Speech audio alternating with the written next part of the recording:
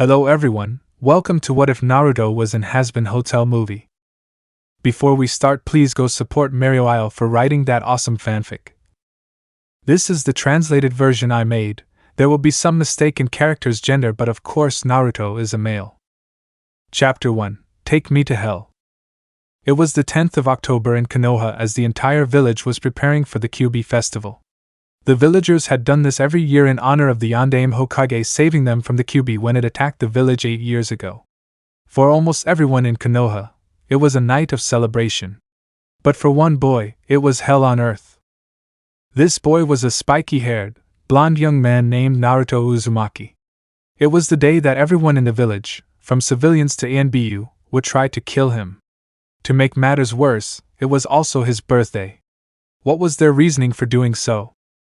They thought he was the incarnation of the Kyuubi, a gift from the Yondaime so that the villagers could have a chance to avenge their loved ones and finish the job. Luckily for Naruto, this birthday was going to be different from the others as he planned to perform a ritual that would take him to the underworld where other demons lived. Why had Naruto planned this? He was fed up with it all. For as long as he could remember, the village treated him worse than garbage, from the people at the orphanage telling the other children to stay away from him, giving him only rotten food and crumbs to eat, all the way to being expelled from the orphanage when he was 4 years old. After that, he had to start digging through garbage for food and the villagers threw rocks at him. The worst part, though, was when his birthday came around, when all the villagers would go on a fox hunt, an activity where they all hunted Naruto in an attempt to kill him. It was during the last hunt that Naruto learned who he truly was. Despite all of this, the greatest heartbreak was when he learned that the old man, the Sandaime Hokage, the man he considered his grandfather, betrayed him. A few days before his birthday, Naruto had planned to pay his landlord his monthly rent only to find out that the monthly rent had increased. Naruto didn't have enough money for the new rent price and his landlord kicked him out, taking everything Naruto had in his apartment.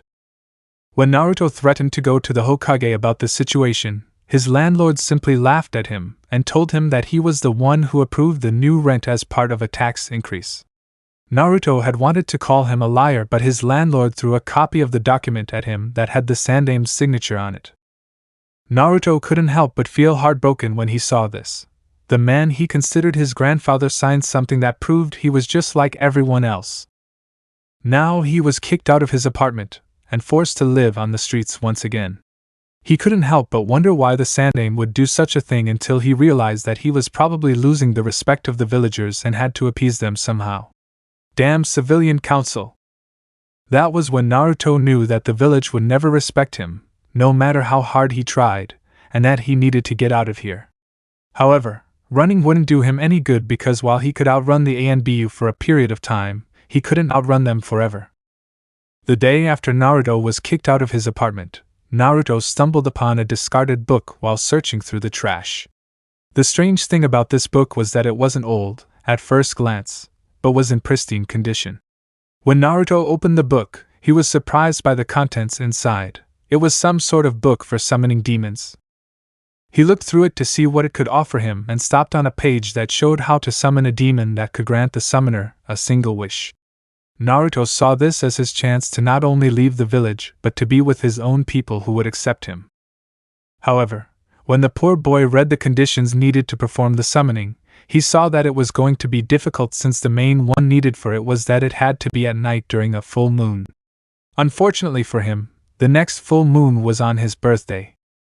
Naruto knew it would be difficult to prepare for, but with the stubborn Uzumaki determination he had, he would do it to get out of this hell of a village. As his birthday approached, he studied the summoning ritual thoroughly and carefully, so as not to miss anything until everything was imprinted in his mind. When his birthday came around, Naruto had planned to stay hidden until nighttime. Unfortunately, he was caught by a ninja who had strange markings on his face. From what he assumed, a member of the Inuzuka clan. He was then briefly taken to the academy since he wasn't attending, a first for them. Naruto knew that the village was trying to make it difficult to hide by forcing him to attend the academy. He even tried his usual pranks to get him kicked out like the teachers normally would, but instead he was thrown into the closet and locked up. When the day was over for the academy and Naruto was released, he noticed that nighttime was quickly approaching. Naruto quickly ran throughout the village, making sure he wasn't seen, looking for a hiding spot where he could perform the ritual, but the villagers had blocked off all the good hiding spots for him. The closet he could find was an open training ground, a few steps from the village, training ground 4, he believes it was, and it didn't seem to have been used in recent years. What the boy didn't know was that he was near his parents' house, parents he didn't know he had. The moment Naruto saw the full moon in the sky, he began the ritual by taking a kunai from the academy and carving the summoning circle into the ground. He carved it as quickly as he could hear the villagers raising the alarm that the fox hunt had begun. Once the circle was carved, he poured as much chakra as he could into the circle as he said, "Forces of the underworld, hear my plea. Please grant me my heart's desire by granting me this wish." After saying the words, Naruto noticed the circle glow bright red and began to continue with the final step. He took his kunai and held it towards his other hand, intending to open it, but before he could, he gasped in pain when he found a kunai lodged in his shoulder, blood dripping onto the circle. "I found you, demon!" a ninja shouted as he called the villagers to his location while tackling Naruto to the ground, still in the circle. However, as the villagers quickly gathered at his location, they were shocked when a man and a woman, both demonic in appearance, appeared in front of them in a dance. These two people were none other than King Lucifer Morningstar, the first fallen angel, and Queen Lilith Morningstar, Queen of the Succubi, the rulers of Hell. Of all the events in Hell, the nonsense he has to deal with every day, the thing that calmed Lucifer the most was his love for his wife and daughter. He always made time to show his wife how much he loved her at the end of the day with different gestures.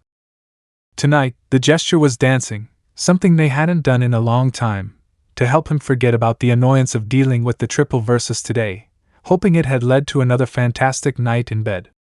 However, as they danced, either seemed to notice that they had been summoned straight from hell and were dancing in the clearing. As they danced, either of them noticed the crowd of angry villagers until Lilith stepped on something.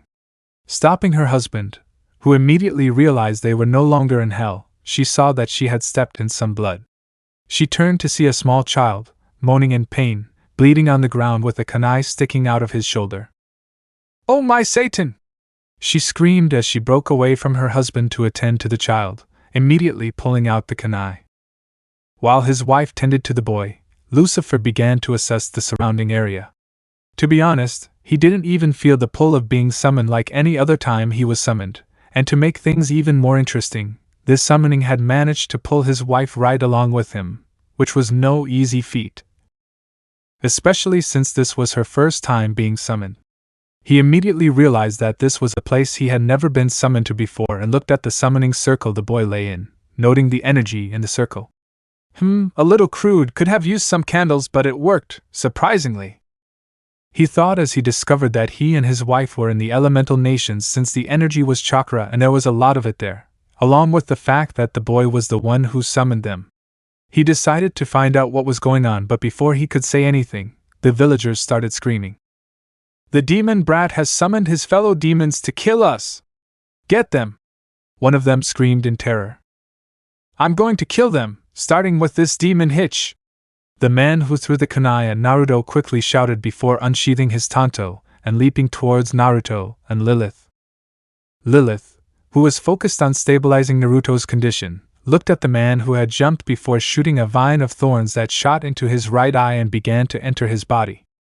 The man screamed in pain and horror as the vines began to spread throughout his body, bursting out of his left eye, which burst out of his skull and entered his mouth as his screams of pain could be heard and more terror spread among the villagers.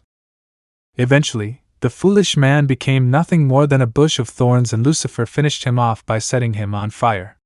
Once the ninja was dead, Lilith noticed that Naruto was healing at an accelerated rate, something close to the level of healing she and Lucifer had when they got into their respective fights. "Lucy, his wound is healing," she called out to her husband. Lucifer had a clear idea of what was going on and who the child was, as he could feel the pull of the other chakra within the boy. Wanting to get a better look, he looked at the villagers who had tried to separate the husband and wife. "Move out of my way or I'll move you myself," he said calmly as the villagers looked at him. "You're only 3 while we're an army.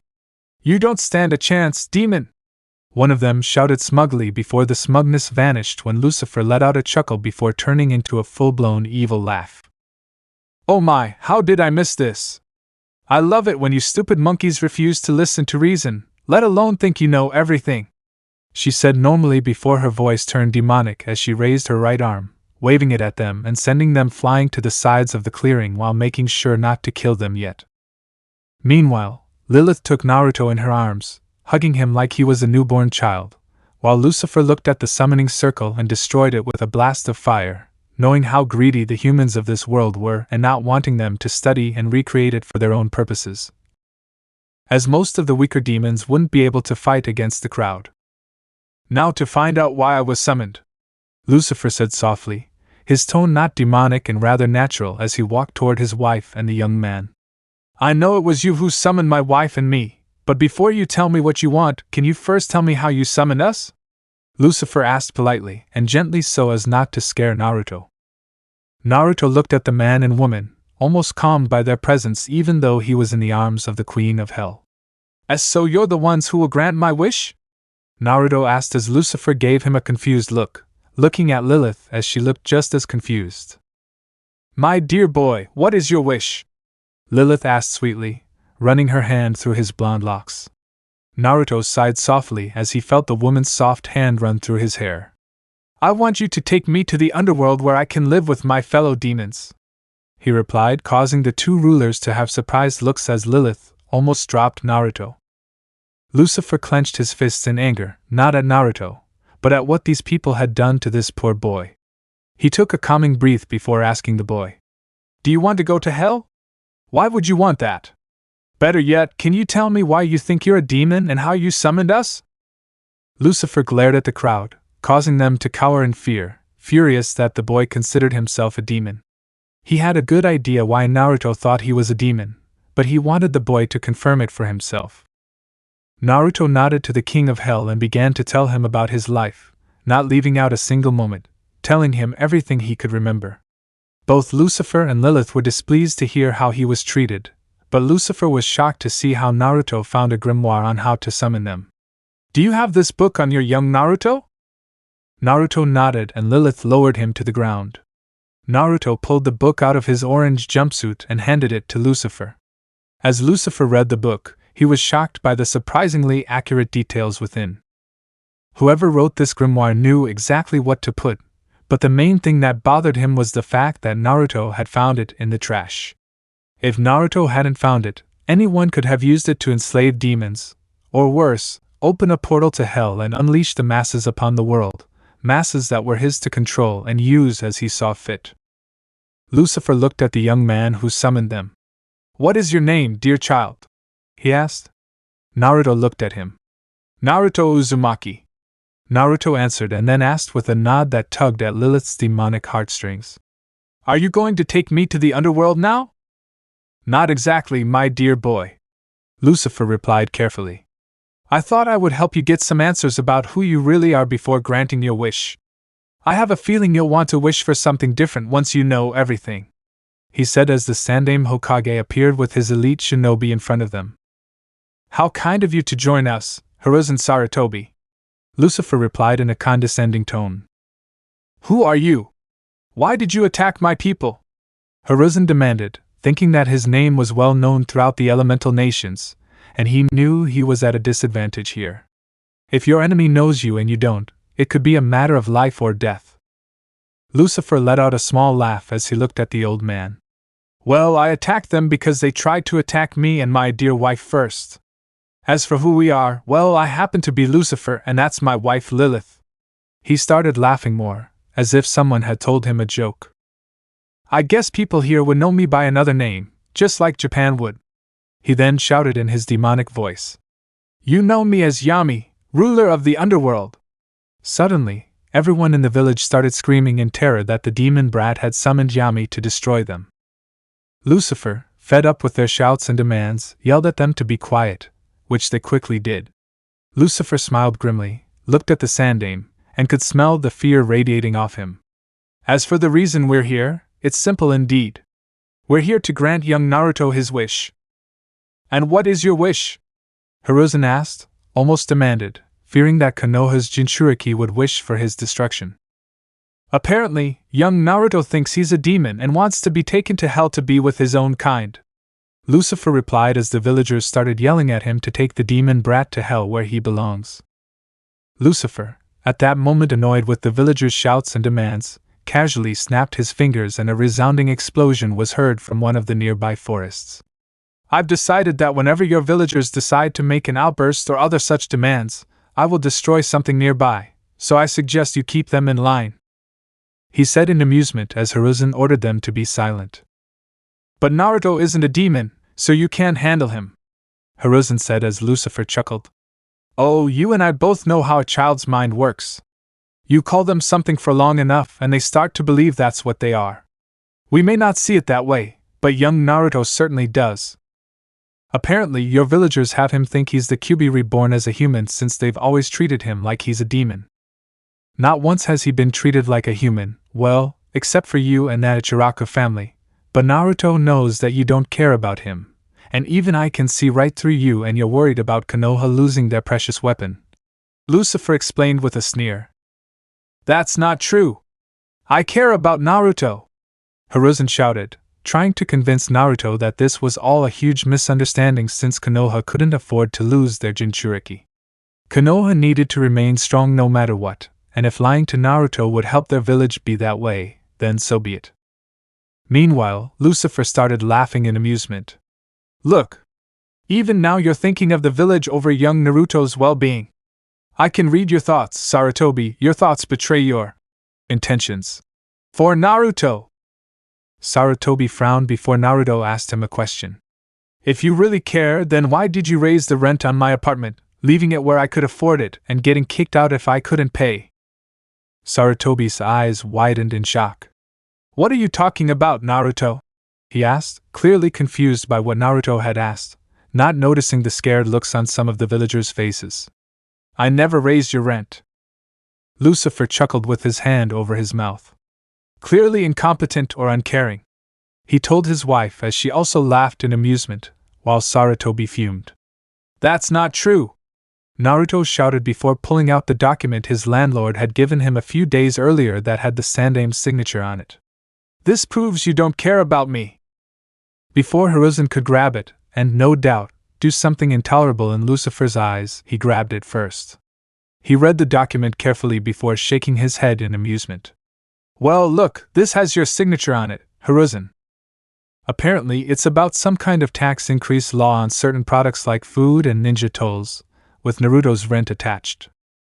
I didn't know Naruto's apartment rent was on that form, Hiruzen shouted as he glared at the villagers who made him sign it. Lucifer smirked. Then it's incompetence. I believe you didn't do it, but you also didn't take the time to read it. That's something I find insulting on a personal level because you always read something carefully before signing it. It also shows that you're clearly an incompetent leader if something can happen within your village without you knowing about it, and can't be trusted to run the village. Either that or, as I'm proving, you don't really care about the young Naruto here. Lucifer replied as Hiruzen frowned, inwardly seething. However, he saw this as a way to get Lucifer and Lilith away from Naruto. Naruto, I was tricked into signing that document. But don't worry, I'll make it up to you. Just come with me. Lilith rolled her eyes before motherly hugging Naruto. Before Naruto does anything, you must first punish those who tried to kill him by executing them, he said calmly, looking at his fingernails. I can't do that. They shouldn't be killed for their grief and anger. The most I can do is send them to interrogation where they'll be punished, Hiruzen replied, hoping to appease the king and queen of hell. Too bad they knew when someone was talking nonsense to them. That's nonsense, and you know it, Sarutobi. They've had it. How old are you, Naruto? I'm 8, Lady Lilith. 8 years to get over that pain and anger. With what you just said, you clearly don't care about Naruto. You've practically said that it's okay to torture an innocent child and the worst that can happen is a slap on the wrist. She yelled as the villagers started shouting that he wasn't innocent before Lucifer blew up the hot springs to silence them. I thought I made it clear that every outburst from you pathetic monkeys would result in me destroying something. I got rid of the hot springs a certain pervert uses for his research. The next thing I'm going to blow up will be the Hokage Tower. So you better keep those damn villagers of yours quiet, otherwise I'll destroy everything and everyone inside. Lucifer shouted as he looked at Naruto. Naruto, I understand why you think you're a demon, but the absolute truth is that you're human. I've looked into your soul, and you are the kindest, most generous human being I've ever seen among my father's creations. However, I know why you're treated like a demon, as well as who your parents are and what happened the night you were born. Naruto's eyes lit up. Are you? Can you tell me? He asked eagerly, eager to know the truth Sarutobi had denied him, but the old monkey seemed to be trying to stop him. Stop! That's classified information of the highest level. You have no right to divulge dash. I am the damn king of hell. I am above your little ranking Sarutobi. You're a fool if you think you can order me around. Lucifer roared in his demonic voice, shattering the windows of the village. He calmed down upon hearing his wife's voice. Very well then, I will tell her about her clan and what happened to the village they came from, he replied calmly. I have a clan? Naruto asked in shock and excitement that he actually came from a clan and that they weren't originally from Konoha. Hiruzen once again tried to regain control of the situation. Stop! That's classified information too. You have no right to divulge any of it. Also, nothing that has happened in this village is any of your business, he shouted. Is this none of our business? Lucifer asked before starting to chuckle. Let me tell you something, Hiruzen Sarutobi. I was planning on having an intimate evening with my wife, something we haven't had in quite some time, when suddenly my wife and I were summoned by a young boy who doesn't consider himself human. To make matters more frustrating, we were attacked. Now, I've always considered the creatures my father has created to be idiotic and stupid, my lovely wife being the exception and now this young man. However, tonight has shown me just how truly evil humanity can be. Seriously, I am the king of hell and I thought I was completely evil. Now we were summoned here to grant your wish, and we intend to fulfill that wish, but I intend to tell you the truth first. Yet you claim that none of this is any of our business after everything that has happened so far. Lucifer said and then fell silent, but his anger could be felt in the air. Suddenly, he let out another demonic roar that caused the village to shake, the walls surrounding it to crumble, and trees to be uprooted. I'm doing my own business, so shut the buck up or else! He roared and quickly composed himself, looking at Naruto preparing to tell him everything. But like the stupid monkeys they are, Sarutobi couldn't allow that. Take them down! No mercy! He ordered as several of his ninjas charged at Lucifer and Lilith from all sides. Look who decided to show their true colors! Lucifer replied as a ninja lunged at him with a tanto, only for Lucifer to tear its head off with a swift swipe. The head rolled towards the villagers as the body fell to the ground, the villagers screaming in terror. Lucifer noticed several ninjas surrounding him, but with a quick flick of his hands, they turned into chunks of flesh scattered across the ground as they were magically sliced to pieces, staining the grass red with their blood. After that, a ninja with glowing red eyes quickly made hand signs and shot a fireball at him, only for Lucifer to catch it. He watched in amusement as the fireball dissolved in his hand. This is quite cute, but it's nothing compared to hellfire, Lucifer stated with a smirk as he created a hellfire ball in his hand and threw it at the ninja with such fast speed that the Uchiha couldn't react fast enough, even with his Sharigan, burning him alive as he screamed in pain and agony before all that was left was a skeleton. As Lucifer took a moment to admire his handiwork, he noticed Hiruzen had a smirk on his face. I'm decimating your soldiers and you're grinning like you won, he asked in amusement. I have, Hiruzen replied as he pointed to Lilith who was holding Naruto, bodies scattered on the ground around them as one had finally reached her and was behind her with a kunai at her throat. I suggest you surrender now so you can be conditioned as a weapon for Konoha, otherwise she will die, Hiruzen said. Lucifer didn't look back like Sarutobi had anticipated, he simply chuckled. Lilith, you missed one behind you. Oh, I know, dear. I merely thought I'd let the senile old monkey have a chance before he fell apart. What are you talking about, you demon hitch?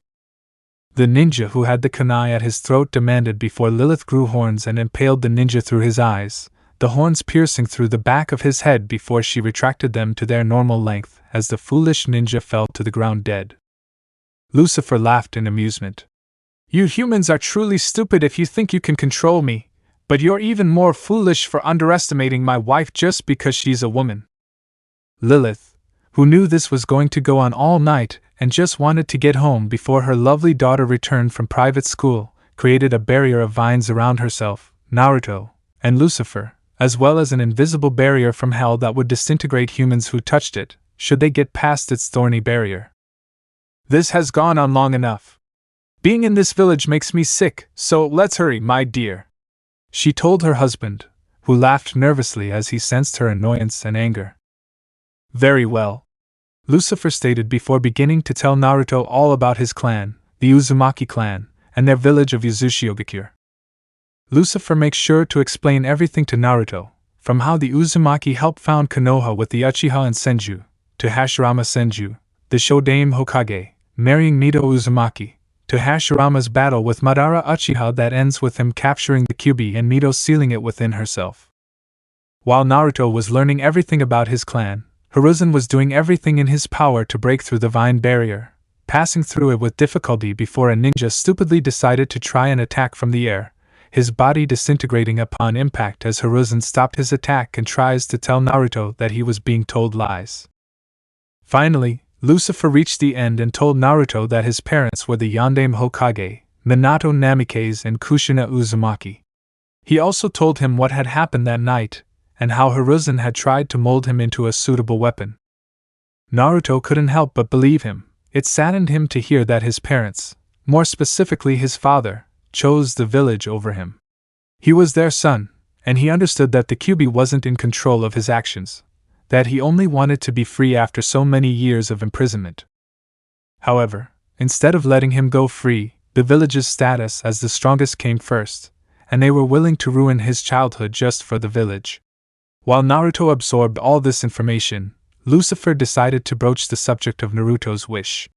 Now that you know the truth, do you still want us to take you to hell? Because you might wish for the destruction of this village, he said as Naruto looked at him and began to think about it while the villagers yelled at him not to wish for that, promising to change only for Lucifer to destroy the Hokage Tower along with everything in it. Finally, Naruto knew what to wish for. I still wish for you to take me to hell, he said, surprising Lucifer while surprising and amusing Lilith. You might wish for the end of this village, after everything they've done to you. Are you willing to let them go? Lucifer asked in surprise. Because destroying the village won't change what happened and it would be too easy. The choices my parents and godparents made have already been made and there's no changing that. The old man made it so that I couldn't have any love or anything. Wishing for the village's destruction just for the suffering they put me through won't change anything, and it would make me no different from that masked man who attacked the village. There are those like the Ichiraku family who haven't hurt me or done anything, instead trying to help me. And after everything you've told me, that would just add to the hatred they have towards me. To be honest, besides some friends I've made and the Ichiraku, there's simply no place for me here and I'm better off in a place where they can't get to me. Besides, if what you say is true and judging by how this world works, there might be some Uzumaki down there in hell. Right. So take me to hell.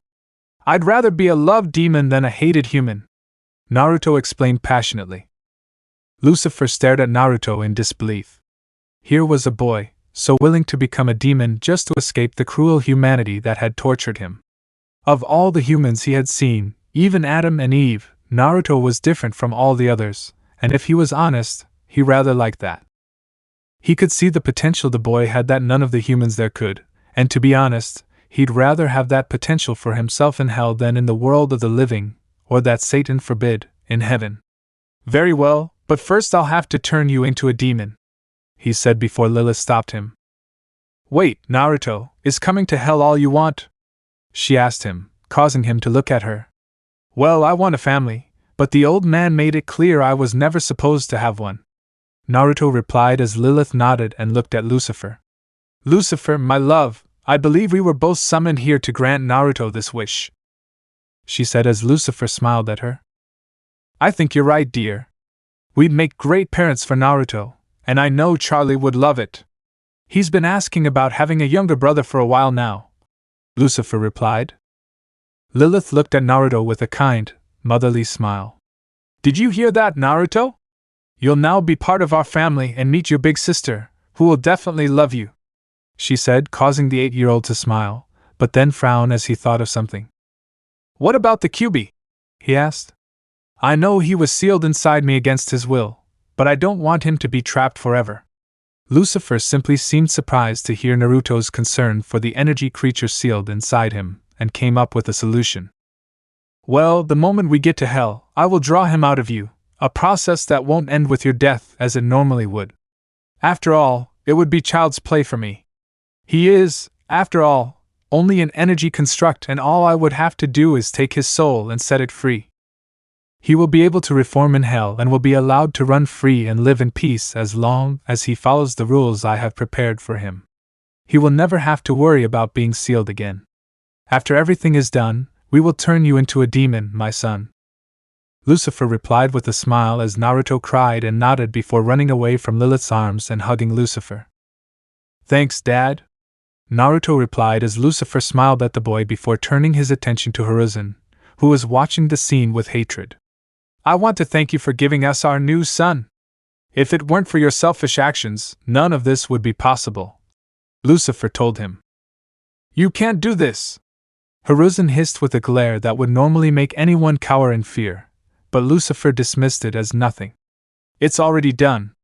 I was planning on having Naruto wish for your village's destruction, Lucifer said as he looked around to see the damage he caused when he was angry. Though it seems I destroyed him when your villagers kept yelling and making demands. So it's ironic that your villagers helped destroy your village because they couldn't keep their mouths shut. Lucifer looked at the Hokage mountain, smirked, and with a quick snap of his fingers, the mountain containing the faces of the past Hokage was destroyed. That's for my son's suffering, he said as he opened a portal for the three of them to return to hell, leaving the Sandaime to deal with the destruction of his village. Morningstar Manor, home of Lucifer and Lilith.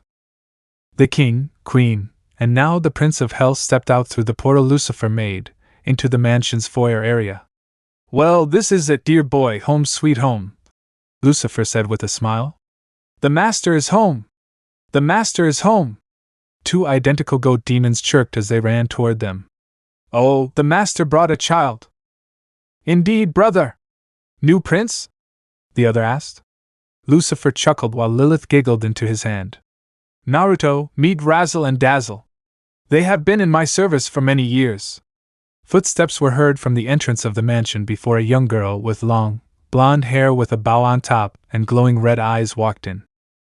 Dad, Mom, I'm home now. Please tell me. She stopped as she saw them in the foyer with a small boy. Okay, so you're not, that's good. But who is this cutie? She asked as she took Naruto in her arms. Ah, Charlie. This is Naruto. We were summoned by him when he found a grimoire and summoned us to grant his wish, Lucifer explained as Naruto laughed with childish glee as Charlie spun around with him. Wish? What did he wish for? Lilith and Lucifer looked at each other. Well, it's a long story, Charlie, their mother began before explaining the last hour or so, and then Naruto's life up to that point. Charlie was in tears before hugging him tightly. Oh, you poor thing!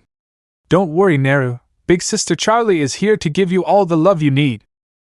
Naruto's face started to turn blue. Fine B, but I can't breathe, big sis. Charlie loosened the hug. Oops, sorry, Naru. She laughed with a cute smile. Lucifer chuckled. Yeah, well, we should move on to the process of turning you into a demon, Naruto, before Father gets upset that I have a human child here in hell. Naruto nodded gently, wondering what the process would entail before Lucifer summoned a grimoire, one that was similar yet different from the one Naruto had found. Oh right, here it is, Lucifer said, flipping through the pages before finding it. He channeled his dark magic and shot fire at Naruto.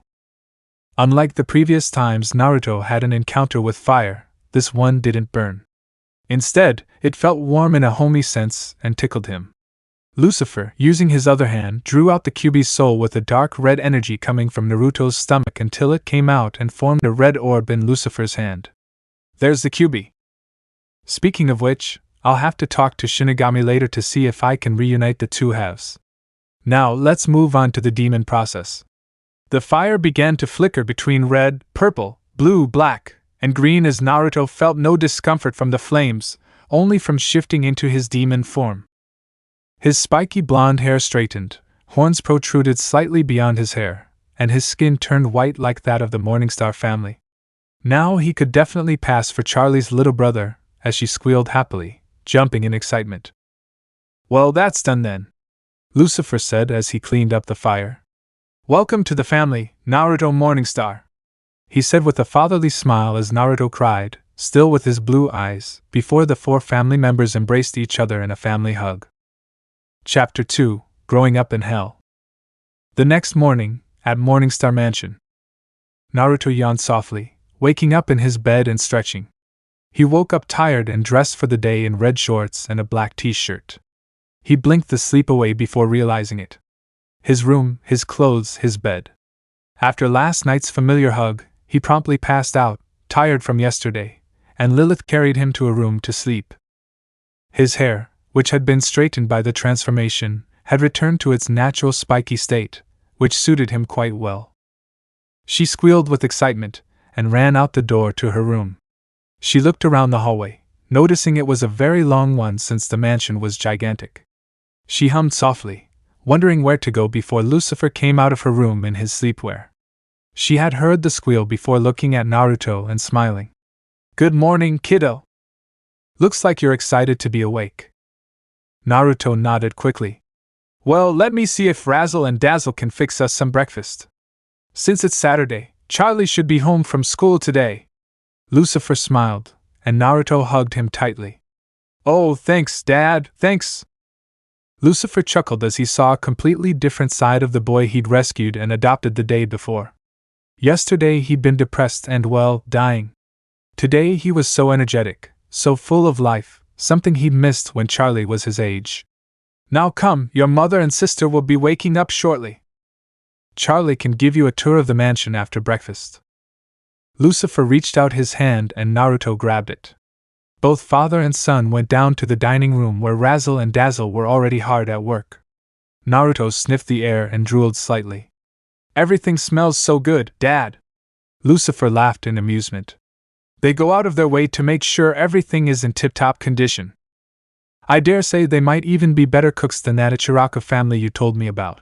Lucifer mocked him while Naruto pouted adorably. Lilith soon came down with a yawn and smiled softly when she saw that father and son were already up.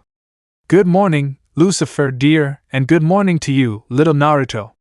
I hope you slept well, my adorable prince. Naruto smiled brightly before his hair suddenly stood on end again. Well, that's normal at least. As pretty as your hair is, Mom. That word felt so foreign to him that it made him cry tears of joy and happiness before Lilith walked over and hugged him. It's okay. I wouldn't want everything to change in you, my little vortex. Lilith cooed softly, making Lucifer smile. Those damn fools don't realize what they've done. I warned my father when he created Adam and Eve, but of course, what do I know? Charlie walked down, yawning as she held her phone. It seemed she was already texting her boyfriend. Lucifer mused before frowning at the thought of Leviathan von Eldritch. He got along well enough with Leviathan and Bethesda, but Leviathan just annoyed him. It didn't help that Lilith didn't really trust Helsa, along with Charlie and Helsa's arguments. Naruto looked at his adoptive sister with childish curiosity. Charlie, what's that in your hand? Charlie narrowed her eyes before Lucifer told her. Elemental Nations. Before she nodded. Ah, that's my little brother's phone. I'll get you one, or Dad will. Naruto nodded. See, can I maybe see it? I've never seen one before. Charlie dear, make sure it's a good hell phone. I don't want him to get a Vox phone as I still don't trust it. It may have been here for a few years, but I remember when Alastor made his way here. He caused such a panic that King Paimon and I had to step in to deal with him, Lucifer said after a gulp of red wine. Charlie nodded as she gave Naruto his phone. Just be careful with it, okay, Naru? Just use your fingers to scroll through it, Charlie said softly as Naruto nodded, his eyes wide from the glowing screen in his hands. Naruto frowned softly as he accidentally pressed a button and opened Charlie's messages. Big sis, what did I do? Charlie looked at him as they sat down at the table. You accidentally opened one of my apps. You see. Lilith smiled as Charlie explained to Naruto what apps were, as well as what apps were in general and how the messaging system worked. Naruto nodded, absorbing the information before seeing the Messages tab open to a person named Sevi. Charlie, who's Sevi? Charlie's eyes widened before she grabbed her phone before Naruto could read anything explanatory messages between her and her boyfriend. Oh, that's my boyfriend Nere. I just don't want you to read them because some of them are very private, okay? Naruto nodded before frowning. Charlie, I have a bad feeling about those messages he was sending you. Lucifer raised an eyebrow while Charlie paled. What do you mean? Naruto elaborated. Well, I don't know how close you two are and all, but in the few messages? Charlie nodded. Messages I read, I felt a darker purpose with them. Lucifer's eyes narrowed as he brought up a book, information on the Jinchuriki and the Biju they imprisoned. Something that had vanished from the face of the elemental nations, written by Hagoromo Otsutsuki, the chakra sage and creator of the 9 Biju. He scrolled to the end of the Kyubi book and saw that the Kyubi had the ability to sense negative emotions and intent. It seems that when it turned Naruto into a demon, with Lilith's suggestion to use her own magic to turn Naruto into her son, Naruto had gained that ability himself. Charlie's eyes widened before checking the messages again with a clearer intention, a frown marring her face. Lilith gently hugged Naruto in her arms. Can you tell what intentions my dear boy had? Naruto shook his head. Not without knowing him. Perhaps I can pick up on some small manipulation here and there with them, but that's about it. Lucifer frowned before calming down. No one was going to tamper with their baby if they could help it. It seemed he'd have to investigate the Vaughn Eldritch family on his own. He couldn't afford for them to be plotting something new, or worse, for Leviathan to return to its old tricks. Charlie frowned as she checked the messages on her phone, now wide awake as she went through the messages she had with Leviathan. At first, he seemed excited about their relationship, but over the past few weeks, it seemed as if the light had dimmed and he was just going through the motions. I wonder if something's going on at home with him. I know that Hitch of his sister is like one of those popular girls, and now that I think about it, whenever I'm there, Leviathan seems uncomfortable, and I feel overwhelming anger and disgust from all 3 of them toward me. At first I thought it was just because I was hanging out with Leviathan, but what if it's something more? Lucifer looked at his watch. Well, I have to leave my lovely family. I'm going to join the other ringleaders for our monthly meeting. He rubbed his temples as he groaned. Oh, Satan, I can already hear Scorpius screaming. He stood up from the table and gently kissed Charlie's head while she was still checking her phone. He walked over to Lilith and Naruto, rubbing the boy's head in a fatherly manner before kissing his wife on the lips. If all goes well, I should be home for dinner. If not, well, I'll make it up to you, my lovely Jezebel. Lilith laughed. I assure you, my dear. I'll start Naruto's homeschooling, as I'm sure you don't want the news of you having a child getting out just yet, especially if Ozzy and Mammon are going to be in town. Lucifer nodded and opened a portal before stepping through. Lilith smiled as the young man devoured the food, as if it were his last, before laughing. You can slow down, Naruto. Razzle and Dazzle can produce more if you're still hungry. The 2 goat stewards nodded enthusiastically before beginning to prepare more food for the little prince. What are your plans for today, Charlie? Lilith asked her daughter, who was worriedly flipping through her phone. Charlotte! She yelled when Charlie nearly dropped her phone, tapping it in the air before catching it. Why yes, Mom? Lilith shook her head in amusement. What are your plans for today since it's Saturday? I'm not really sure. I was thinking about going out with Sevi today, but from what Nera said, I'm not too sure. I could go to the mall or something. Charlie replied reluctantly because she really wasn't sure what to do.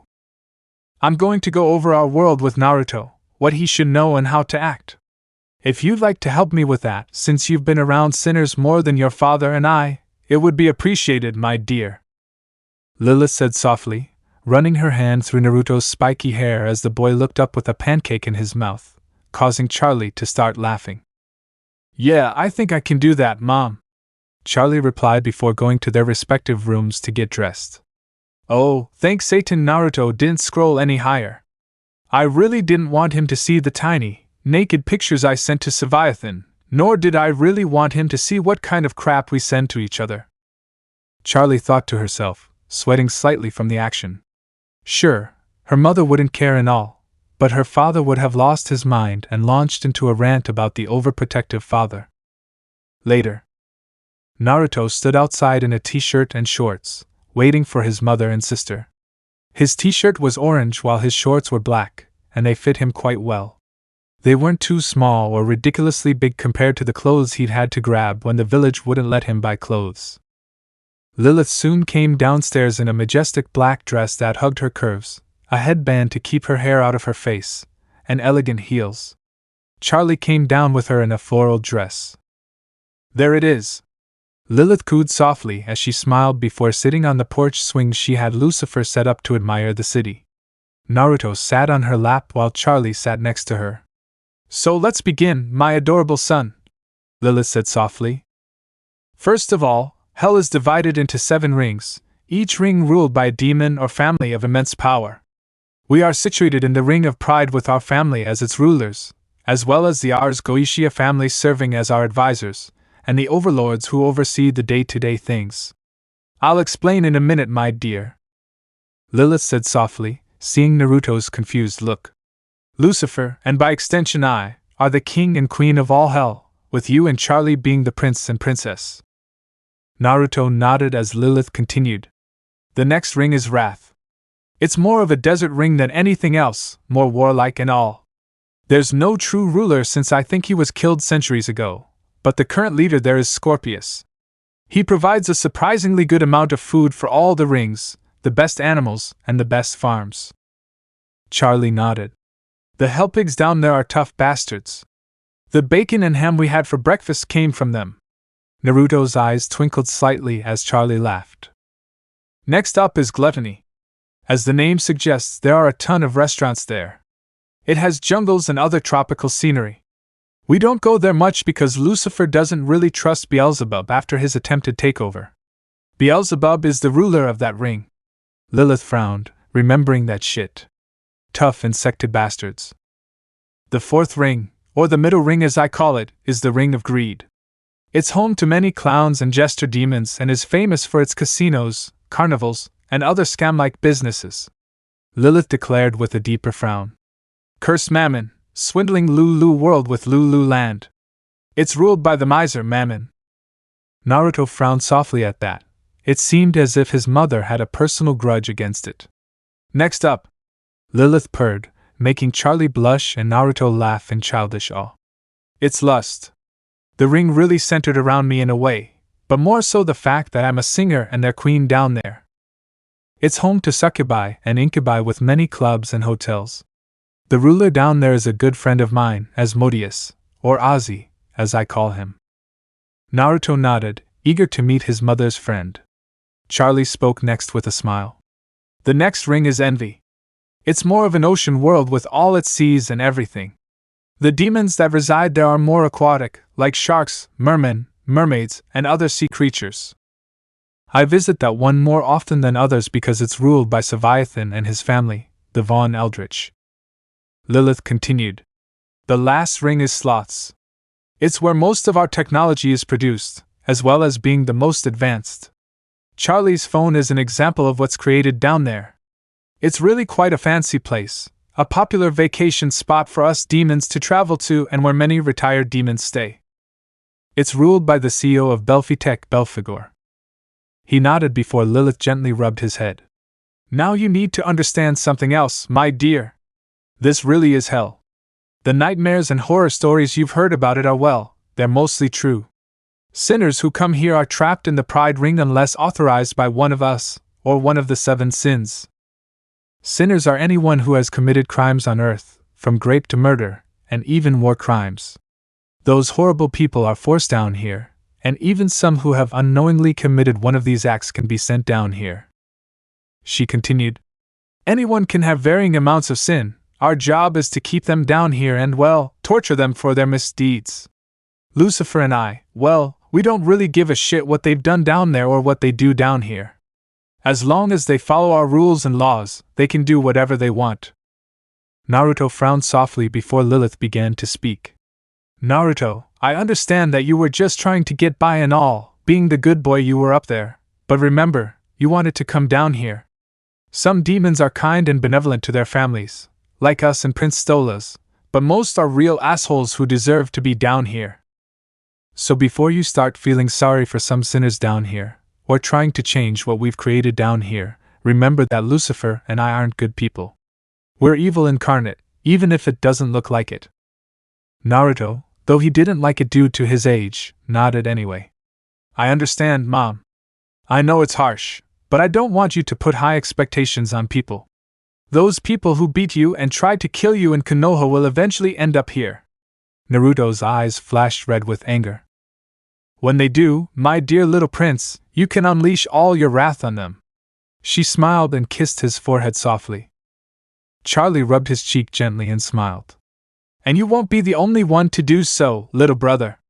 Those monsters, I will gladly torture and demolish any hope they have of redemption, for what they did to you. His hair began to whip around wildly in anger. Meanwhile, a certain red-haired woman sneezed. Who's taking my databane intimidation tactics?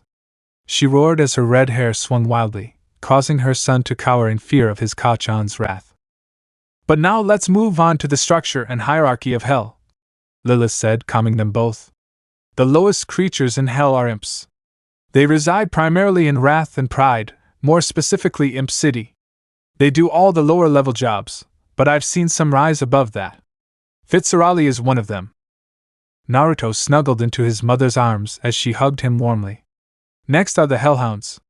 Both get a bad rap for whatever reason, despite existing before Lucifer and I came to power. However, both are your normal working class, with Hellhounds more specifically suited for bodyguard or bouncer duties. The interesting fact with Hellhounds is that they are loyal until their death, or until the job is done. So, depending on the job, they'll be there for you through thick and thin, kind of like Konoha's Inuzuka clan. Naruto nodded in understanding. Next are my people. Many know me as the Succubus Queen, but the only one I've actually given birth to is my darling little Charlie. Lilith giggled, pinching Charlie's cheek, causing said girl to blush and flail her arms. They're stereotypical demons you hear stories about, focused on lust and all, but some have grown beyond that and become successful megastars like Varasaka Mayday.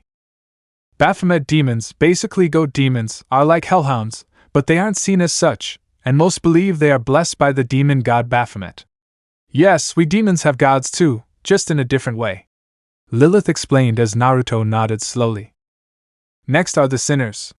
Truthfully, the sinners and royal families view them as inferior to the imps and hellhounds. They are the ones who have committed whatever sinful nature is in their hearts, and were sentenced here as I had said before. Naruto nodded. What I didn't tell them is that they can rise above that situation and grow in power. Naruto shuddered slightly at that thought. Nothing too serious, they just fight over the territory we give them here in pride, maybe around, I don't know, 25% at best? Those who have some power and are a little stronger, whether it be because of power or money or whatever. I mean, normal sinners and devils are called underlords. Don't ask me why they chose that, I still don't understand. Above them, though. Lilith's eyes narrowed. They are the overlords. Those who have gained the most power, the most control over the punishments they feel they deserve. There are a total of 7 at the moment. Helsa and Leviathan, as they are both staying at Pride at the moment, are 2 of them. Rosie, a lovely but ultimately cannibalistic darling. Alastor, the radio demon, who was once a radio host in life but came here because of his cannibalism and sadistic tendencies towards child abusers. Naruto felt eerily calm about him for some reason.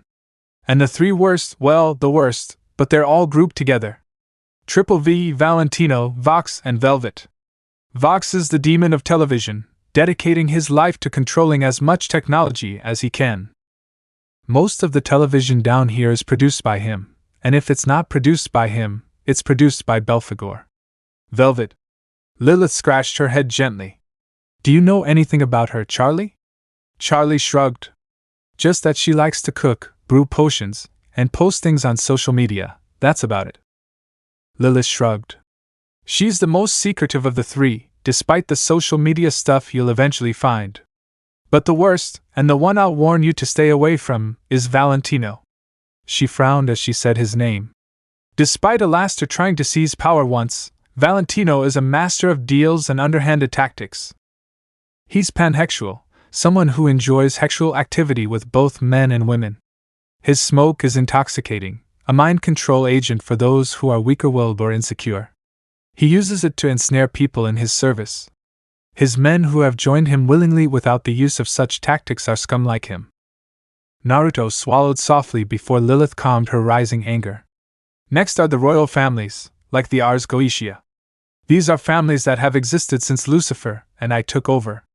They control the territory we see no need for and have taken on advisory positions for the seven sins. They can be advisors on anything, be it political, financial, or military. Prince Stolas himself is an astronomical advisor. He translates the alignments of stars and planets, and advises us in such a way that we make the best plans.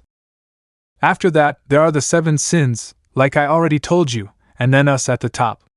There's Lucifer and you children are just above the overlords in power, but you're still seen as royalty, Lilith said with a smile.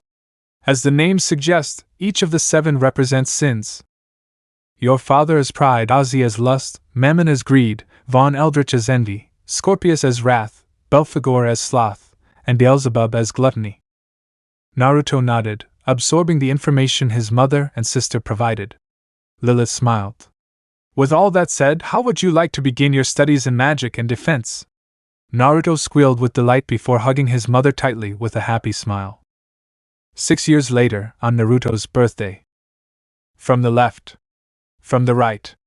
Parry, duck, jump, a voice said as Lilith and Charlie watched the training in progress. Naruto maintained a calm facade, but inwardly he was getting angry at how easily he was being read. His eyes lit up, his blue eyes turning red as his punches became more precise and powerful. Lucifer walked out to the training area he had ordered with a bowl of popcorn. How long has he lasted this time? 2 hours and 15 minutes, sweetheart, Lilith replied as Charlie looked worried. I had him change the swordsmanship you took since he couldn't seem to imitate it, more being a powerhouse than anything else, hence the change in sword style. Lucifer hummed, taking a sip of wine. Even so, how did you get the greatest swordsman in the world, Dracula Mihawk, to teach him? Lilith smiled softly. I told him he was an Uzumaki. Mihawk didn't seem interested in Naruto's attempts. The man hadn't changed much in appearance, only his skin and claws were red, and his eyes had turned an eerie yellow as he maintained his hawk-like appearance. I've been training you for 4 years, Naruto, and you still have to make me draw Yoru. Have you wasted my time? The unofficial overlord declared, trying to get the better of him. The boy had guts, much like Roronoa Zoro, who had outgrown his title before he died. Naruto let out a frown as Mihawk pulled out a dagger, parrying Naruto's sword attacks. I'll show you, Mihawk-sensei. Naruto's form changed slightly, becoming slightly fox-like as it seemed the Kyuubi's influence was still pronounced within him.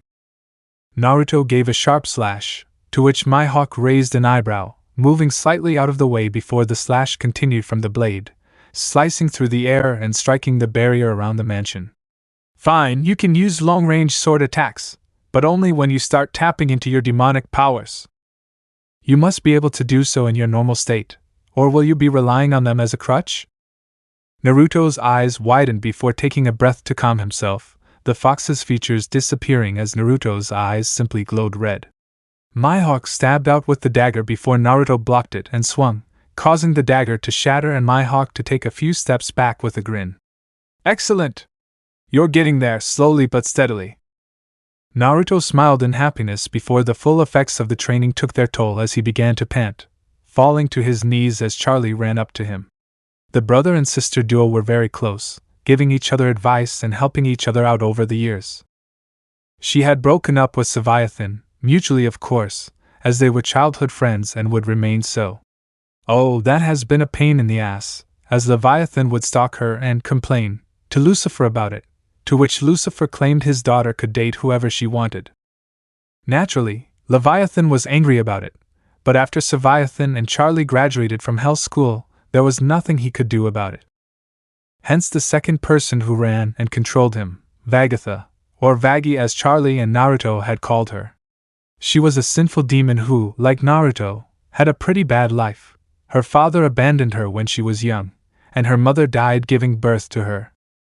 She struggled and made her way through life, eventually landing a job as a waitress at a popular restaurant chain, before the men came and kidnapped her, something about paying off her father's debts, before they treated her like a slave. Tortured, brutalized, raped, when the time came, it was no wonder she tore them apart and killed them all.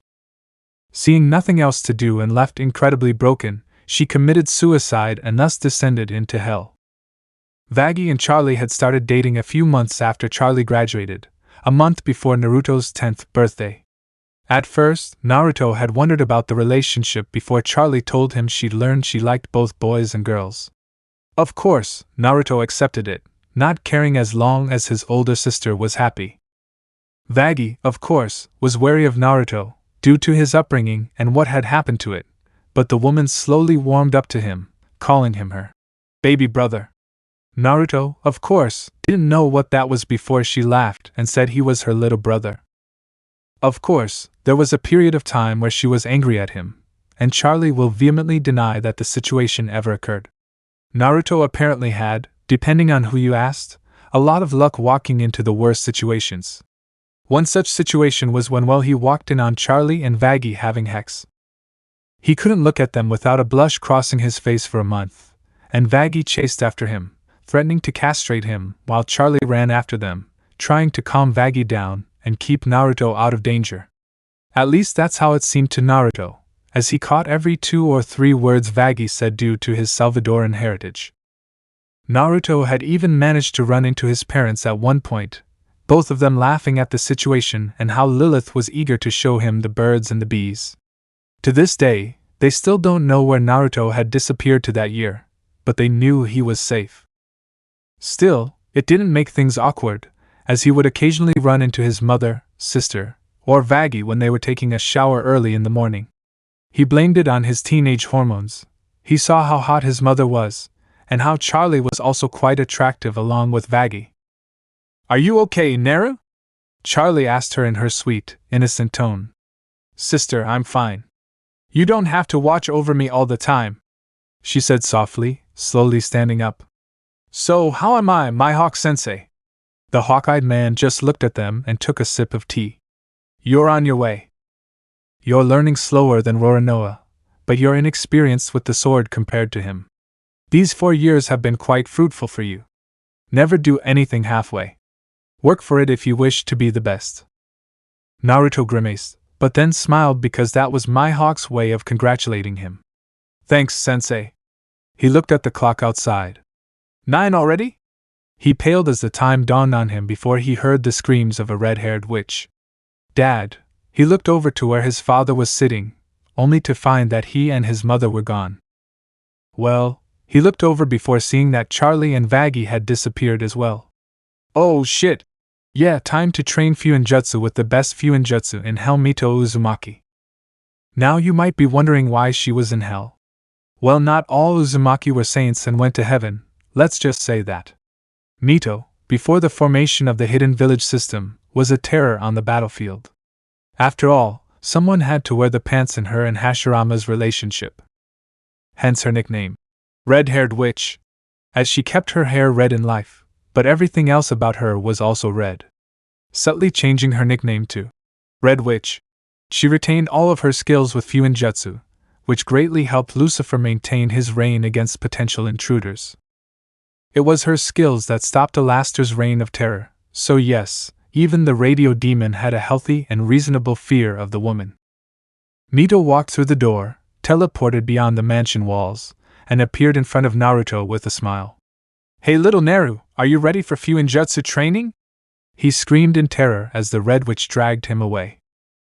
Charlie grimaced at the sight. The other 4 family members watched from inside the mansion, while Vagi had a smug smile on her face while Lilith giggled and Lucifer chuckled. "That's what he gets for surprising me this morning. He's going to be okay, right?" Won't she hurt him too much, it being his birthday and all? Charlie asked worriedly. Lucifer placed a hand on his daughter's shoulder. Of course she will. This was our plan to get him out of the house so we could decorate.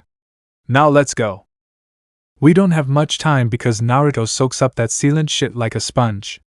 The three of them nodded as they, along with Razzle and Dazzle, began decorating the mansion.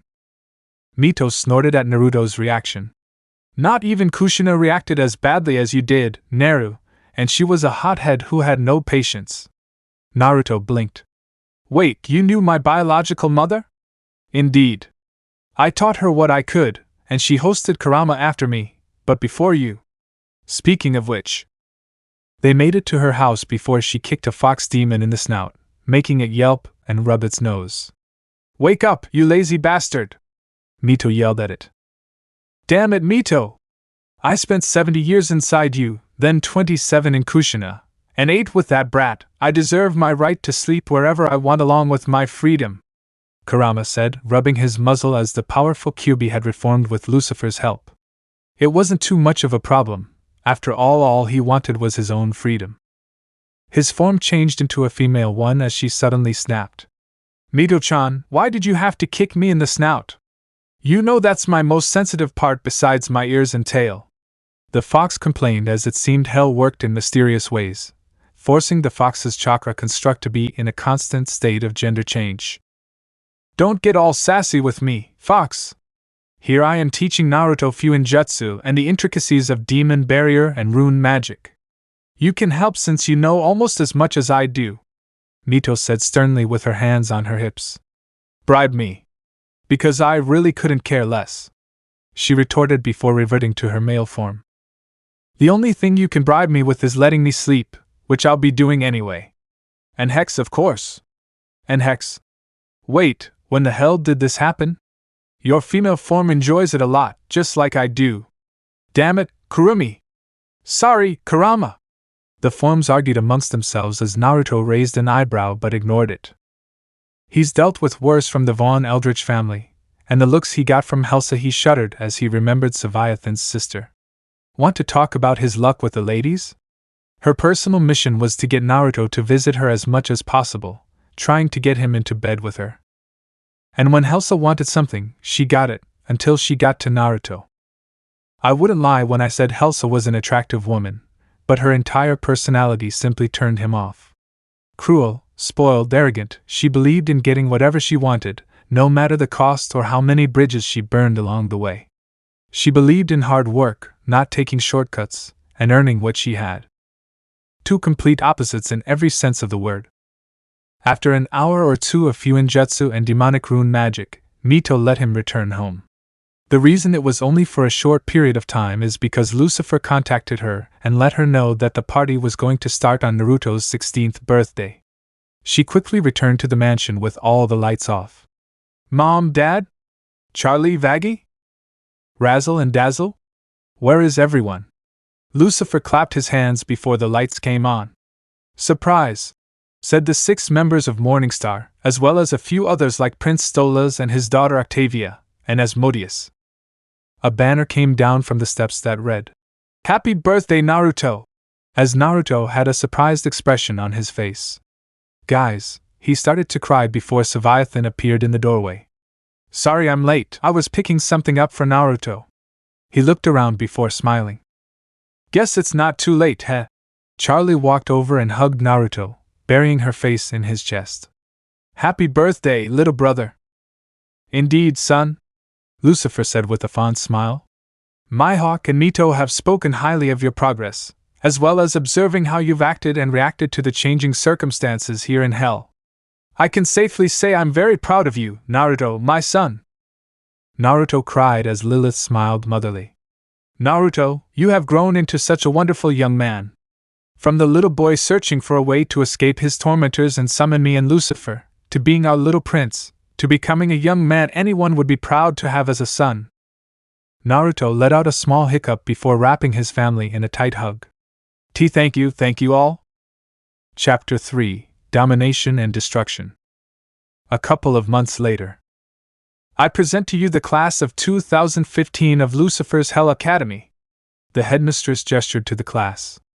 And now to present his speech, the class valedictorian, the Prince of Hell, Naruto Morningstar.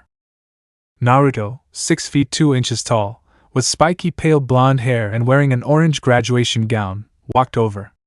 I'm not usually a speech person, but more of an action person, but I'll take a moment to mourn our classmates who fell during the purge.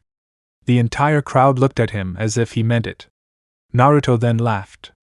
As if most of those assholes who died tried to mess with me, control my speech and actions, and if there's one thing I've proven during my years here at Lucifer's Hell Academy, it's that you can't control the whirlpool. Now, if anyone needs me, which you won't, I'll be with my girlfriend at her father's house. He walked towards a blushing avian girl who tried to hide under her graduation cap from the attention before Naruto wrapped his arm around her and ran off the stage. He hopped on his motorcycle with Octavia hugging him tightly before running off. The crowd blinked before cheering loudly. Lucifer laughed softly as he watched with Charlie and Vaggie. Charlie let out a sigh. It seems your brother still has a way with theatrics. And it also seems he's confirmed his relationship with Octavia Goetia. How fascinating. I hope he knows protection spells. I don't want to be a grandfather just yet. Charlie blushed while Vaggie fumed. I'm not ready to be an aunt yet. Naruto, wait! Charlie yelled as she jumped into the limo to chase after him. Vaggie tagged along while Lilith giggled in amusement. So, when do you think Charlie will admit her feelings for her little brother? I know they're not biological siblings, but it would still be fascinating to see. Lucifer smiled. Probably the moment they realize that no one here cares about monogamy, and that Asmodeus and I encourage polygamy. Of course, I wouldn't dare participate in something like that since no one is as beautiful as you, my hellflower. Lilith laughed and smiled. Well, I think after that compliment, you've earned a night of passion and hex, my dear Lucy. Especially since I'm sure the children will be gone for the night. Lucifer smiled softly as he walked with Lilith back to the mansion. Meanwhile, with Naruto and Octavia. Did you really have to announce we were dating during graduation? He shouted as they drove down the highways. I thought it would be a good time. Everyone's been wondering who I would start dating. Everyone thought I'd date Helsa because she was prom queen and I was prom king, so I wanted to squash those rumors, he replied. You know my mother will probably hitch and complain about it, thinking you don't deserve me? Buck her! I'm the Prince of Hell. If she can't see that I treat you well, then she's a blind old hag. Octavia sighed softly but hugged him tightly as she led them back to the Goetia mansion. A tall, pure white avian demon stood in the doorway of the Goetia mansion with his arms crossed and a frown on his face. Where is that girl? Graduation should be over by now. A darker, equally tall avian demon came out to meet him. Stella, they probably just broke up. I'm sure Naruto will have her home soon. The aforementioned Stella crossed her arms. I don't like that they're dating Stolas. Stolas raised an eyebrow. Why in the world would you not like them dating? He's the Prince of Hell, Stella. There's literally no one higher in class than him. Is this because he accidentally walked in on you while you were showering, or because you walked in on them? Octavia giving him a blowjob? Both Stolas! She squealed angrily, hating being reminded of both incidents. Before either of them could say another word, Naruto pulled up with Octavia clinging to him. Sorry for taking up a little of my time, traffic was a nightmare. Naruto hopped off the motorcycle with Octavia in tow while Stella snorted. Naruto smiled softly at Octavia, who was frowning slightly. I know it wasn't what you expected and all, Octavia, but I'll make it up to you. Octavia looked at her father, who nodded approvingly, before looking back at Naruto. There's a new taxidermy place downtown I want to check out. To make up for this embarrassing night. Naruto smiled and kissed Octavia's lips. It's a date, Octavia. Octavia squawked softly before happily running into the house. Stella, seeing that her daughter was somewhat happy, had a small smile on her face before entering. Stolas chuckled. If you end up having hex with my daughter, Naruto, use the protection spells I taught you and make sure we're not home. I don't want to hear Stella squealing about having walked in on you two again. Naruto groaned. Is he still complaining about that? I can't help it. We even put a note saying not to disturb on his door. Stolas laughed softly. Oh, I'm sure, dear boy. Anyway, how are the powers coming in? A bit confusing. I haven't quite understood how they work or anything. Stolas nodded sagely. It'll come in time. Now you'd better go before your overprotective older sister gets here. Naruto pinched the bridge of his nose and sighed. Okay, I'll see you later, Stolas. He put on his helmet and drove back to the mansion. After a minute, Charlie pulled up. Where's Naruto? Stolas sighed. He just dropped off Princess Charlotte. Vaggie, hit the gas. He's back at the mansion. Vaggie sighed before driving behind Naruto. Meanwhile, with Naruto. I'm on the highway to hell, he sang as he rode his motorcycle through the city, enjoying Pentagram City's nightlife before traveling to the neighboring city, Imp City. He heard his phone ring before he pulled over at the nearest corner. What's up, Dad? Your sister's panicking, kid. Are you okay? Yeah, Dad, I'm just enjoying the sights and traveling a bit tonight. I won't be gone much longer, and if necessary, I'll let you know. In fact, I'm in Imp City right now since it's close to Goishia's house. I know, son, but you know Charlie, Lucifer said jokingly, with a shout of, Hey! Coming from the other end. Sis, I'll be fine, Naruto said with a chuckle. I know I had a rough start, but you can't keep babying me, Charlie. I know, but I can still care about you. You care too much about me and you're going to make Vaggie jealous. Charlie blushed noticeably as Naruto started laughing again. Naruto went to start his motorcycle before hearing a commotion. He sighed softly and got off his motorcycle, hoping it wouldn't get stolen while he went to see what the problem was. He walked down an alley to see an imp and a succubus arguing, the imp with his pants pulled down to his ankles. You want to pay off those debts, boy? Then you're going to work for it, the imp yelled before the succubus rolled her eyes. Not with that little baby hick, imp. I told you about the situation with my ex, and this is how you act? Yeah, unlikely. You're not even worth a handjob, baby hick. The imp raged. Why are you such a hitch? She went to do something before Naruto coughed. Am I interrupting something? The succubus spoke first. Asshat here runs a hotel I was staying at, and he was overcharging me. I didn't have the money to pay him, though it seems he only likes overcharging succubi and incubi.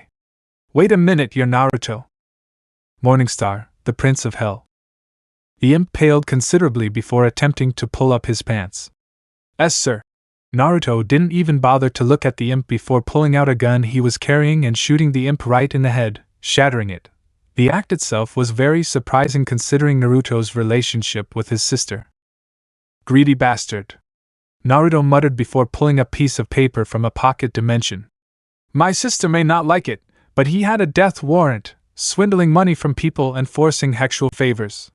He didn't even own the hotel you stayed at because I'm the owner. The succubus gulped nervously before anger surged through her form.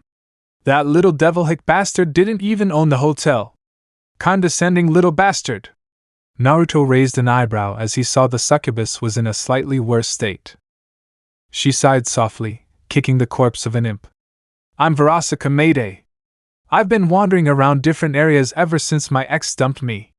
I did so many stupid things while we were dating. Naruto gestured for her to continue as she sighed. One day we had a night of hate hex and when I woke up, he'd driven off with my car. I later learned the jerk had maxed out my credit cards on crappy writing lessons and crashed my car in wrath. Naruto frowned softly at the mention of this horrible ex-boyfriend of hers. Well, I can help. Verasaka narrowed her eyes. I'm not sucking a real cock, you know. It's tempting, but I'm not in the mood for what that baby cock tried to do. Naruto waved his hands. I'm not asking for that. I just want to help you pay off your debts and get you back on your feet. Did you have some kind of dream you had in mind? Verasaka hummed softly, taking a sip of her beloved Beelzebub. My dream? PSH, I gave up on it a long time ago. Naruto stared at her before she sighed. I wanted to be a singer, artist, performer, whatever you want to call it. Naruto hummed softly. A pop star, huh? I think I can help with that. Mom still has some contacts in the music industry, and you seem like a nice woman. You've just been dealt a bad hand, that's all. Naruto said with a small smile as Verasika blushed before the blush faded. Wait, are you serious? Naruto nodded as Verasika thought about the offer. Well, it would be nice not to be harassed about my debts and forced into sexual favors I don't want to do. Sure, why not? I'll take your deal, Prince. Naruto smiled softly. I'll let you stay at the hotel for a week while I talk to Mother about those arrangements, Miss Mayday. Verasika hugged him before kissing his cheek. Thank you so much, my prince. She purred as Naruto laughed softly, patting her back. Years later, Naruto had officially become an overlord. His sword skills, along with his few ninjutsu, were legendary among his masters. He still wasn't at Mihawk Sensei's level, but now he was starting to make the legendary swordsman use Yoru. His demonic powers still fluctuated, as if there was uncertainty within them. As for the relationships he had with his family, he was still close to them and never wanted to break those ties. No matter what, he would always make time for his family. He was currently on the phone with Valentino. To what do I owe Valentino's displeasure? Naruto spoke into his phone as he reviewed the reconstruction projects. Charlie had left a small influence on him, making him seek to improve the lives of many demons and sinners through pride. He wasn't doing everything he could to try to redeem the sinners like she was, but simply trying to ensure they could at least do something for themselves here in hell. My older sister's dream, he thought with amusement. It's about that little star of yours, Verasika. Valentino flinched before the moth overlord heard a growl coming from the prince. Watch your step, Valentino. You know how I react when you insult something I've worked hard for. Alright, I still find the fact that you let such a beautiful and lustful individual just do as she pleases instead of forcing her to embrace her nature of being a succubus vixen amusing. Naruto took a deep breath. Valentino Verasika Mayday is going to continue working under contract for me. I'm not going to hand her over to you no matter what you offer. Thanks to her performances, she's brought in a ton of souls and my father has been especially pleased. My mother says she's one of the greatest pop stars she's ever seen, and from what Verasika herself has told me, the human world loves and adores her, practically making her the number 2 pop star in the world of the living. Naruto then put his phone away before complaining. I wish I could get rid of that Hitch Taylor Swift somehow. He brought the phone to his ear. I won't do anything with her unless she's involved in the process. You know how I work. Now, if that's all, Valentino. The moth demon gulped. Actually, I was hoping we could come to an agreement on the hotel arrangements, since my club doesn't really offer enough rooms that I need to keep my business going. Naruto sneered. Then use your other clubs. He heard a bang on a desk. That's not enough. Because you shortchanged the 3 of us, seized the territory your family owns, and then some, we barely made it. Naruto's eyes narrowed. Need I remind you, the Morningstar family owns all of hell. The fact that you think you can order the prince of said family to give you more infuriates me more than you know, sinner. Valentino swallowed nervously. You forget your place, Valentino. But I'm a generous person, so I'll let this slide. I'll focus part of my reconstruction on the hotels closest to your clubs. Valentino smiled behind the phone as Vox and Velvet looked nervously at the 3rd member of their overlord trio. Naruto then said, You will still be under MY property, with MY regulations. If you try to get around that fact or use your ambiguous agreements or loopholes to violate this agreement, just remember why my father has entrusted me with the day-to-day dealings of the pride while he focuses on all of hell and works with the other 6 hellish sins. Naruto then hung up, sighing softly. Seriously, Mom was right about him. I just wish I had the go-ahead to eliminate him already, but Vox and Velvet really can't control the crowd Valentino has. He opened his desk drawer and pulled out a file. Henruin, father of Angel Dust, Arachnus, and Molly. He's an underboss, sort of an old boy with the mafia, but he still has a code of honor. He reminds me a bit of Michael Corleone from that Godfather movie series. I got drunk, but he also reminds me of cruelty that isn't necessary. He held his chin thoughtfully. If it weren't for the fact that he was the reason his 3 children were here in hell, I'd be all for promoting him up the ladder and making him a possible candidate to take Valentino's place. There was a crash in the building he was in as a body shot through the roof and landed in Naruto's office. Naruto raised an eyebrow. And my day just keeps getting better. He sighed as he prepared his welcoming speech before looking over and seeing that the supposed new demon was actually human and still alive. Alright, that's new, Naruto muttered before seeing it was a woman. Black hair, no makeup, an outfit that consisted of explorers from the 17th and 18th centuries. Wait, how the heck? Naruto frowned in thought before moving the hair out of the woman's face before channeling his powers to read her memories. An island untouched by humanity, well, for the most part, since she was part of the first expedition to explore it, even if the expedition was an accident. Seems like they were trying to come to America but in a different universe. Damn, Dad, your bucking multiverse shit is coming to bite me in the ass this time. He thought as he looked through his memories. She thinks she's still there, the waters of knowledge almost like the fountain of youth my father set up as a joke in the Florida/Caribbean area. Interesting. She passed out. Something must have tried to kill her or the knowledge fried her brain. He thought about his father's words as his powers began to manifest. Now, Naruto, there are two different evils in the world that exist. Well, one, but several different paths. The first is destruction, leaving nothing in its wake, but eventually becoming weaker and weaker. The second, and the one much more suitable to me and most demons, hence why Satanists exist and all, is domination. Isabella, a beautiful name, he said aloud before seeing a red flash. His hand had begun to glow red. Eternum, a world where they have magic and a plethora of weapons to use. Gods even, Naruto began to laugh darkly and lowly. I believe it's time I begin my path through domination. Naruto then whispered into the unconscious woman's ear. My dear Isabella, I grant you a fraction of my power. Find followers you trust to aid you. Convert them to your cause and make Eternum my stronghold, all for your new god, the Maelstrom. His hand glowed a bright red, corrupting energies filling the woman's body as red and black energies surged through her. The woman's eyes snapped open, the amber eyes glowing an eerie, evil red before closing again as Naruto sent her back to where she came from. Naruto then chuckled. Oh, that was fun. No wonder my father liked corrupting and tempting mortals in his prime. In a split second, Naruto's eyes widened before shifting into his demonic fox form as the building he was standing on exploded. Meanwhile, at the same time, Charlie hummed softly as she set up her hotel, with Vaggy's help.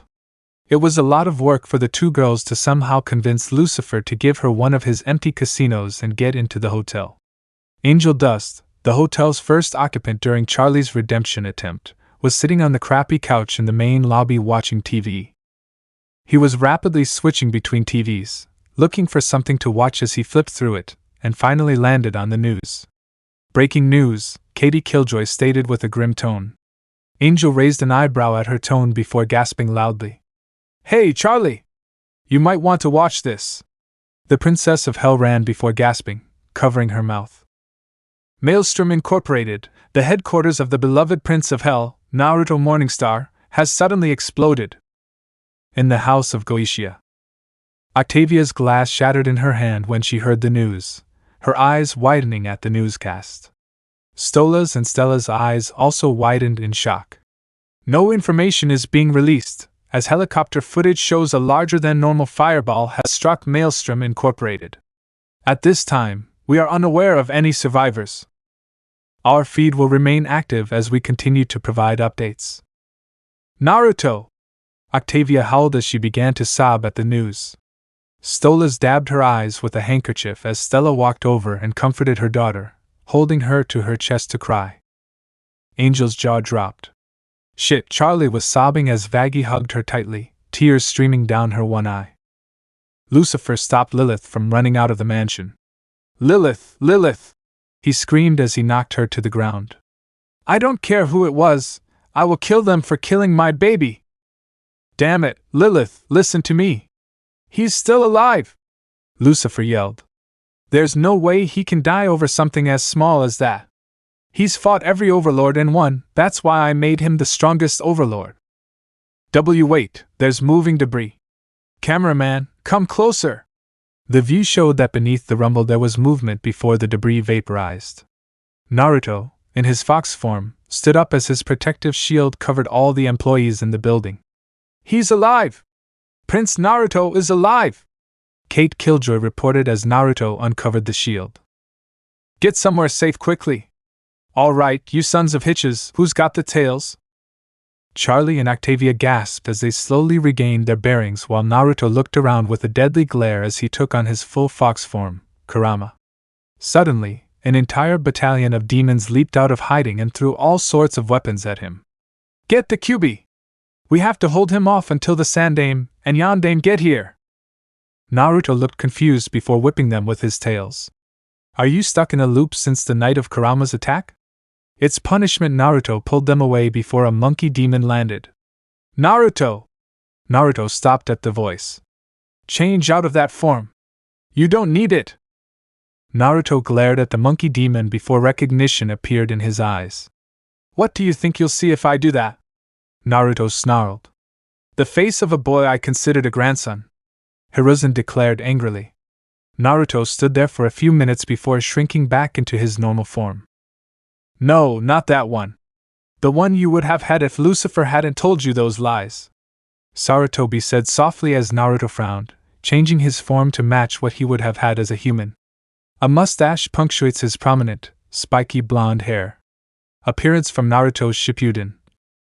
There were still demons who didn't attack, like Hiruzen's son, Asuma, who watched from a distance. The boy you considered your grandson is gone. He was naive, foolish, too hopeful for a village that enjoyed beating and trying to kill children, Naruto said angrily. So I destroyed him. Hiruzen approached him.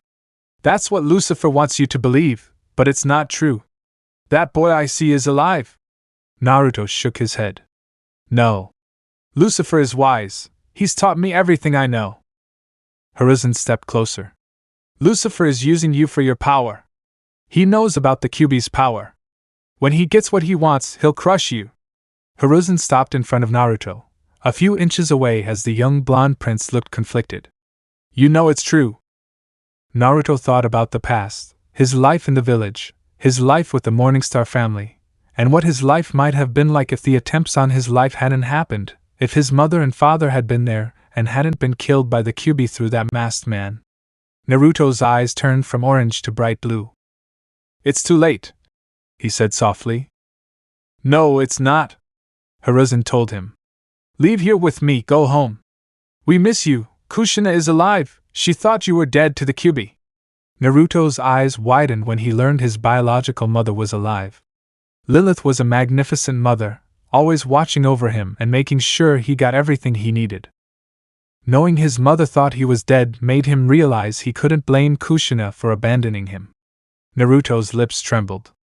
They're tearing me apart, old man. Hiruzen had a look of confusion as Naruto's teeth chattered. I want to be free of this pain, of the scars from the village fire and their attempts to kill me. Hiruzen placed his hands on Naruto's shoulders. I can have Hinata heal you, Naruto, make those scars disappear. She'd make everything better and it would hurt less.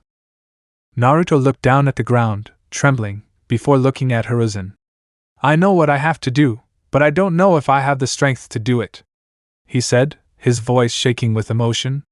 Will you help me, Gigi? Hiruzen smiled warmly, thinking he was reaching Naruto. Yes. Anything, Naruto. Naruto looked down before looking at Hiruzen. Charlie looked worriedly at the television. Don't believe him, little brother, he's lying to you. He's sprinkling the truth with his lies to make it seem like he has good intentions. Vaggie looked confused. Who is he, honey? Charlie lowered her hands. He's the leader of the village Naruto came from. He was the one responsible for everything horrible that happened to him. Naruto took out the sword Lucifer had given him on his 18th birthday and held it in his hands. He held it sideways as Hiruzen looked at it, before looking back at Naruto. Naruto handed it to him as memories played out in Naruto's head. Hee hee! I'm going to work hard and become Hokage! Keep that hat warm for me! A young Naruto shouted excitedly while Hiruzen chuckled. Don't worry, Naruto boy, I will. I'll make sure you learn everything you need to be a great ninja and an even better Hokage. Hiruzen gripped the sword with a stern expression and nodded. The sun over Pentagram City began to set as the moon began to rise, covering the city in a faint red hue.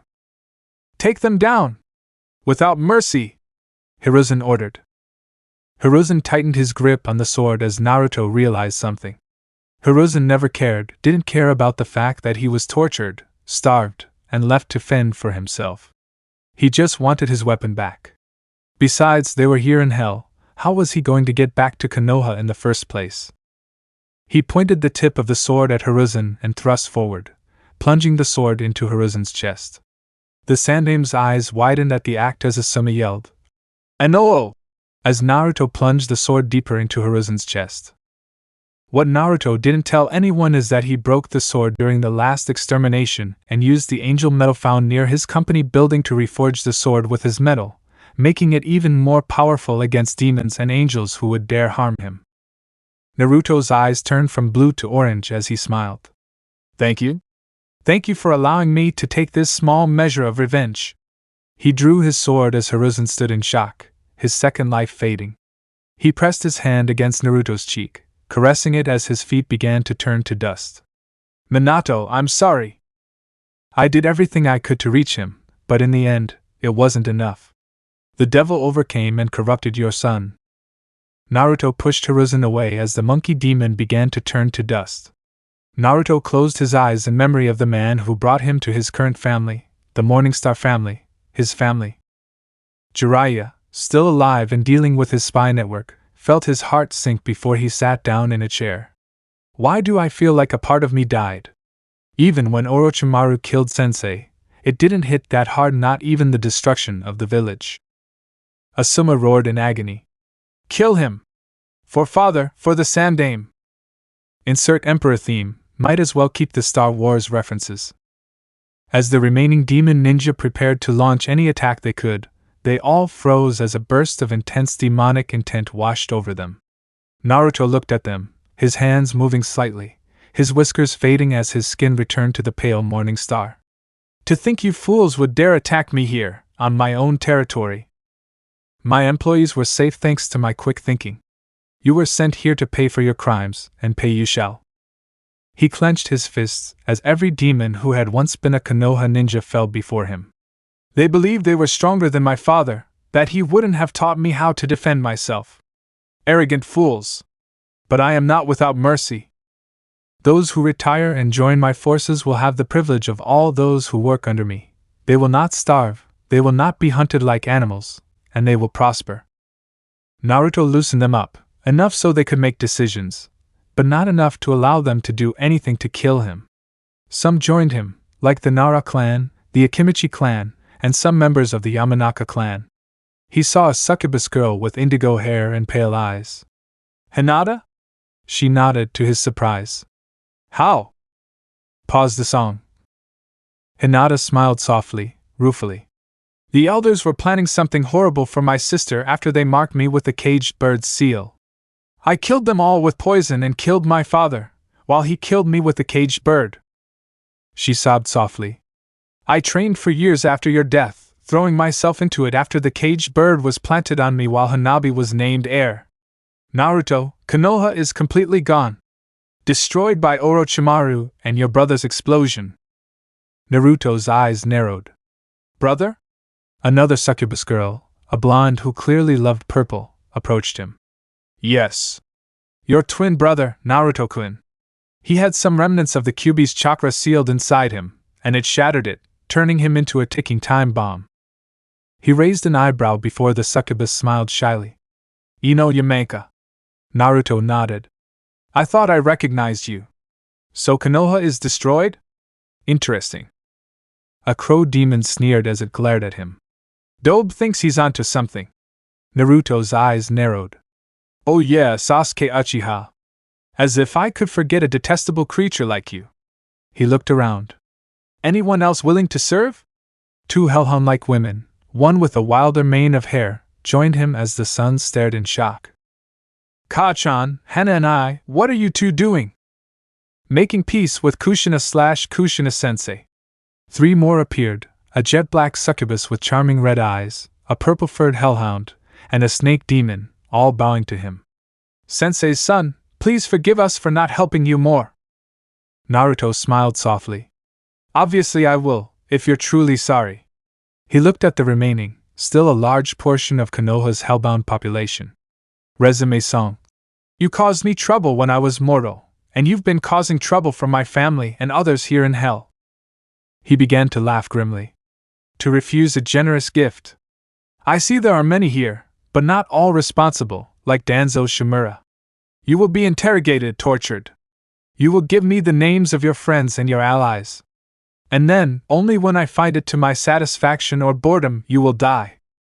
Sasuke just glared at him defiantly before standing up and making the hand signs for his fireball jutsu when his fingers froze on the second and final sign.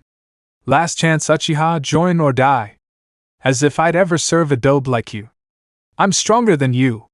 You and these women should serve under me. Hell, I might kill you and make that hitch of yours mine too. Vaggy's eyes lit up with anger. I'll bucking kill him. You son of a hitch. Charlie stopped her. Just watch, Charlie said coldly. Look at what Naruto has become.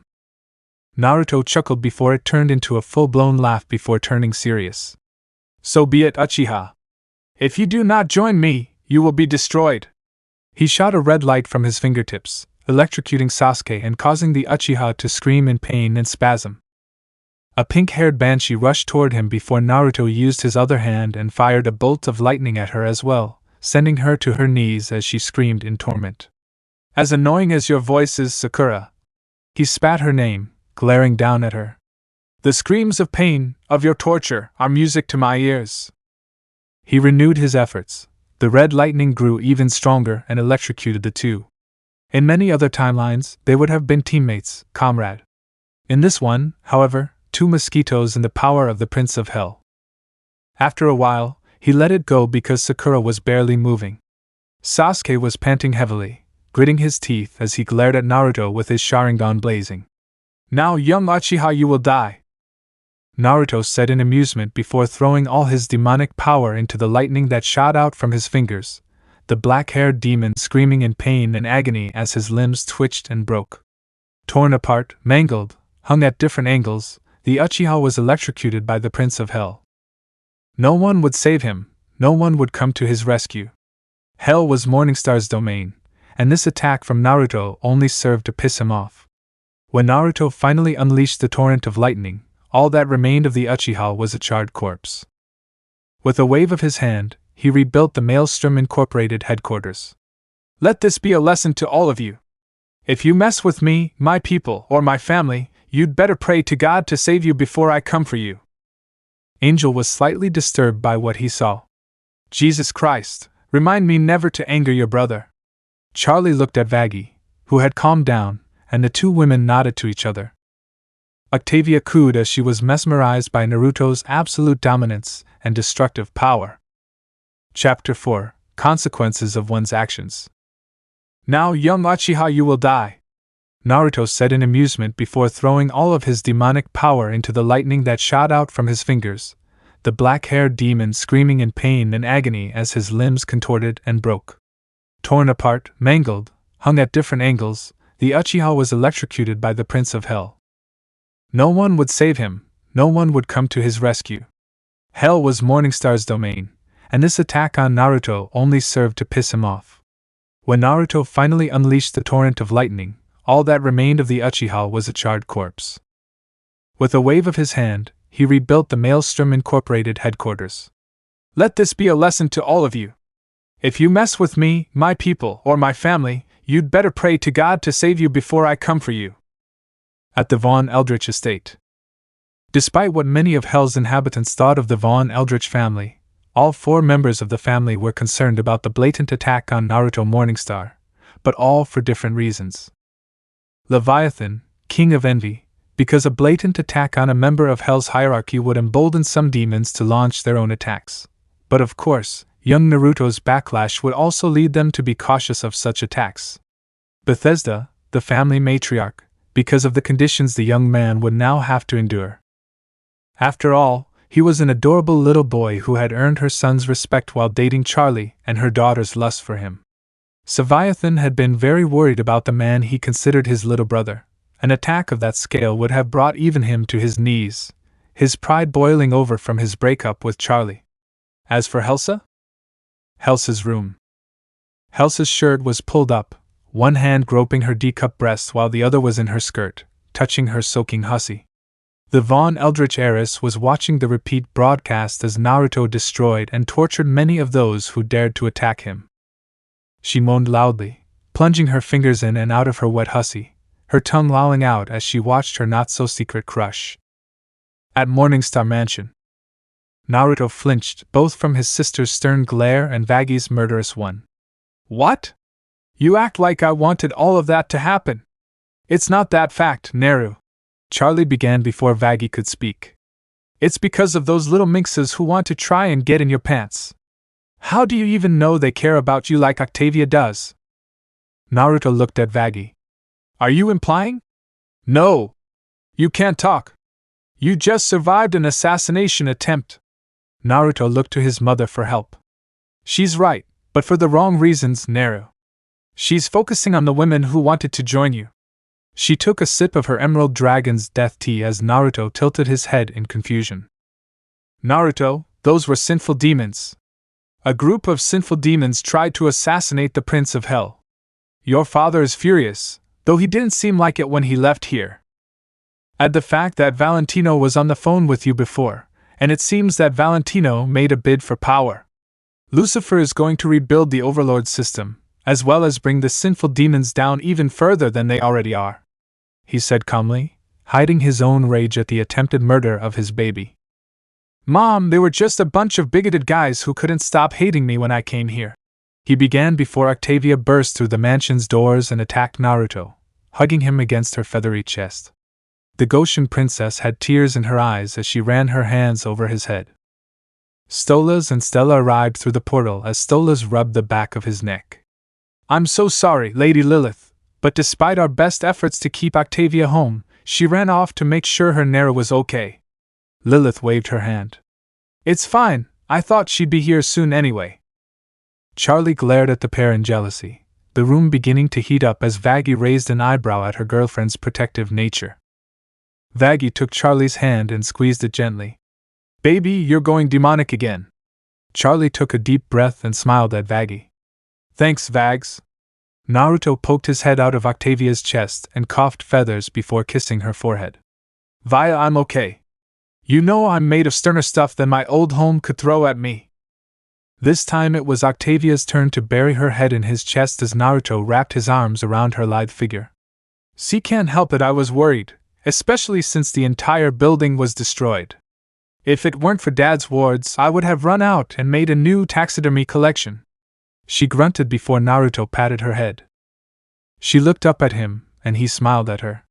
I'm glad to know that my girlfriend, who thinks the entire world should die, would come and save, possibly avenge, her boyfriend and turn the corpses into mannequins and rugs. She blushed before burying her head in his chest. Don't say such embarrassing things, Naru. Stolas chuckled while Stella rolled her eyes. Naruto cupped her chin and smiled. Hey, I know how to make it better. Why don't you come with me and we can torture them together, okay? Octavia sniffled but nodded as she hugged her in the crook of her neck. Charlie raised a finger to speak before Vagi shook her head and lowered Charlie's arm. Days later, a sense of normalcy returned to Pentagram City. Few restrictions were placed on sinful demons, as they would unintentionally affect Lucifer himself, Lilith, and of course, Naruto. Valentino was interrogated for much of the day to find out if he had anything to do with what had happened to the Prince of Hell, only for it all to come back empty, that it was simply a coincidence that Valentino's call occurred so soon after the prince's assassination attempt. Naruto was in a lust ring with a certain succubus singer, who now looked a bit older than when they first met. And that's why I want to give you your own security detail, Verasika. Verasika groaned in annoyance. Naru, I'm fine. Just because one single attack on you doesn't mean anything. Naruto frowned at her. At least give yourself a team. You can't keep doing everything yourself. When you're not acting, you're either burning yourself out or running out of that Beelzebub of yours. Okay, I see your point. She relented. So why are we here at Lust anyway? I have business to attend to here with Uncle Ozzy. Verasika shrugged as she started checking her phone. The next day, Naruto was on his way to a local club sighing in frustration. Why do they always seem to be hitting on Charlie? Even with Vaggie present and the relationship between the two being public, these idiots seem to insist on trying to get into my sister's pants. I'm not too sure, but you must admit, it's kind of hot watching Vagatha bash their heads in. The fox on his shoulder laughed before suddenly stopping its laughter. Kit, green portal opening at 3 o'clock. Confused because most of the portals in hell were red, and the occasional one was purple or black, out came a tall, hoofed creature that towered over Naruto. Its fur was blue, almost violet. Naruto blinked and pinched his nose. Why is it always me? He thought as the creature stared at him. Another demon? The Legion already managed to conquer Azeroth? It doesn't matter. Naruto sighed before looking at the demon. Listen, I'm already running late and I really don't want to cause trouble. I don't know what this Azeroth is, nor do I know what this Legion is. It sounds like one of those things the human nerds created. The demon frowned. Are you mocking me? You're standing face to face with Prince Malchezer and the legions I control. Oh, for the love of wait! Naruto scanned the demon's outer thoughts before smiling darkly. Ooh, traveling between dimensions, that might work to improve me. Suddenly, chains erupted from the ground and wrapped around the taller demon's legs. Fool! The chains can't hold me down. He went to swing his leg to break them but found he couldn't. Yeah, those aren't normal chains, buddy. Uzumaki adamantine chains are nearly unbreakable and seal any energy you use. Now bow down. He ordered before the chains forced Malchezer to his knees. Impossible! All dimensions, all realities are open to me. How can you expect? You see, I tend to make the impossible possible. So, all dimensions and all realities? Now, what if I took that power and made it my own? The Eridar prince trembled in terror as he was forced to the ground, his hands holding him up as he stared fearfully at Prince Morningstar. Naruto laughed softly as his normally orange eyes turned purple. He grabbed the head of the larger demon and forcefully ripped the demon's soul from its body and absorbed it, along with the knowledge the demon had known. Fae, a demonic legion that thinks it's powerful but knows nothing of it. The chains unraveled and the demon's husk fell to the ground, burning with blue flames.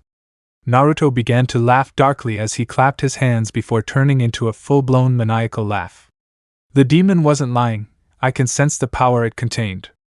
To be able to travel between worlds, dimensions, even reality's father can only do so if summoned. To be able to do this freely, without a summoning conduit, I'll have to be careful, I don't want to draw heaven's attention. Now let's go back to the club where Charlie and Vaggie are, he said, continuing his walk toward the club. He sighed softly as he recognized the club as one of its owners. Oh, cool. Vaggie and Charlie were sitting at a bar counter, leisurely sipping their drinks with the occasional twitch of Vaggie's eyes as two guys flirted with them. One tried to tickle Vaggie, and the other wouldn't shut up. Suddenly, Vaggie jabbed her elbow into the guy's stomach, tilting him. Damn, I was aiming lower. Charlie put down his glass. Vags, you know how I feel about violence. Charlie, I understand, but I'm about to do something a lot worse than just elbowing someone in the trash. Charlie? As in Princess Charlotte? Oh, a songbird. Why don't you sing us a song? Suggested the one bothering Charlie. I'd love to hear you sing, as long as it's not something as cheesy as that redemption thing on the news. The club laughed at that while Charlie's eyes were now shaking. Vaggie had a dark look in her eyes before inhaling and exhaling. Oh, you heard, babe, they'd like to hear a song. I think I have the song in mind. Charlie's eyes widened before whispering in her ear. You never want to sing. What's on your mind? Vaggie smiled and whispered back. Ta! Charlie exclaimed before laughing. Also, your brother is here to pick us up. Charlie shrugged. I pinged it a few minutes after I knew they were trying to seduce us.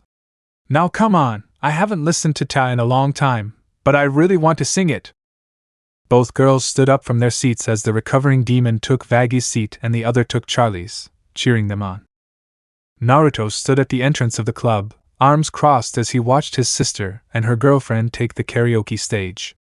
I thought they wanted to. Oh, Vaggie wants to embarrass them. I'll allow it, he thought with a smile as Kurama frowned. Kit, I'll leave because I don't want to hear any singing. My nose already hurts with the amount of alcohol I can smell. Fine, Kurama, I'll stay and enjoy getting my ass kicked by the girls. Play Take a Clue by Victorious. Vaggie has Tori's lines while Charlie has Jade's. And I couldn't decide who wanted to be who. I tried to rely on Charlie's politeness, but then I saw that the second lyric was sung by Jade, which threw me off.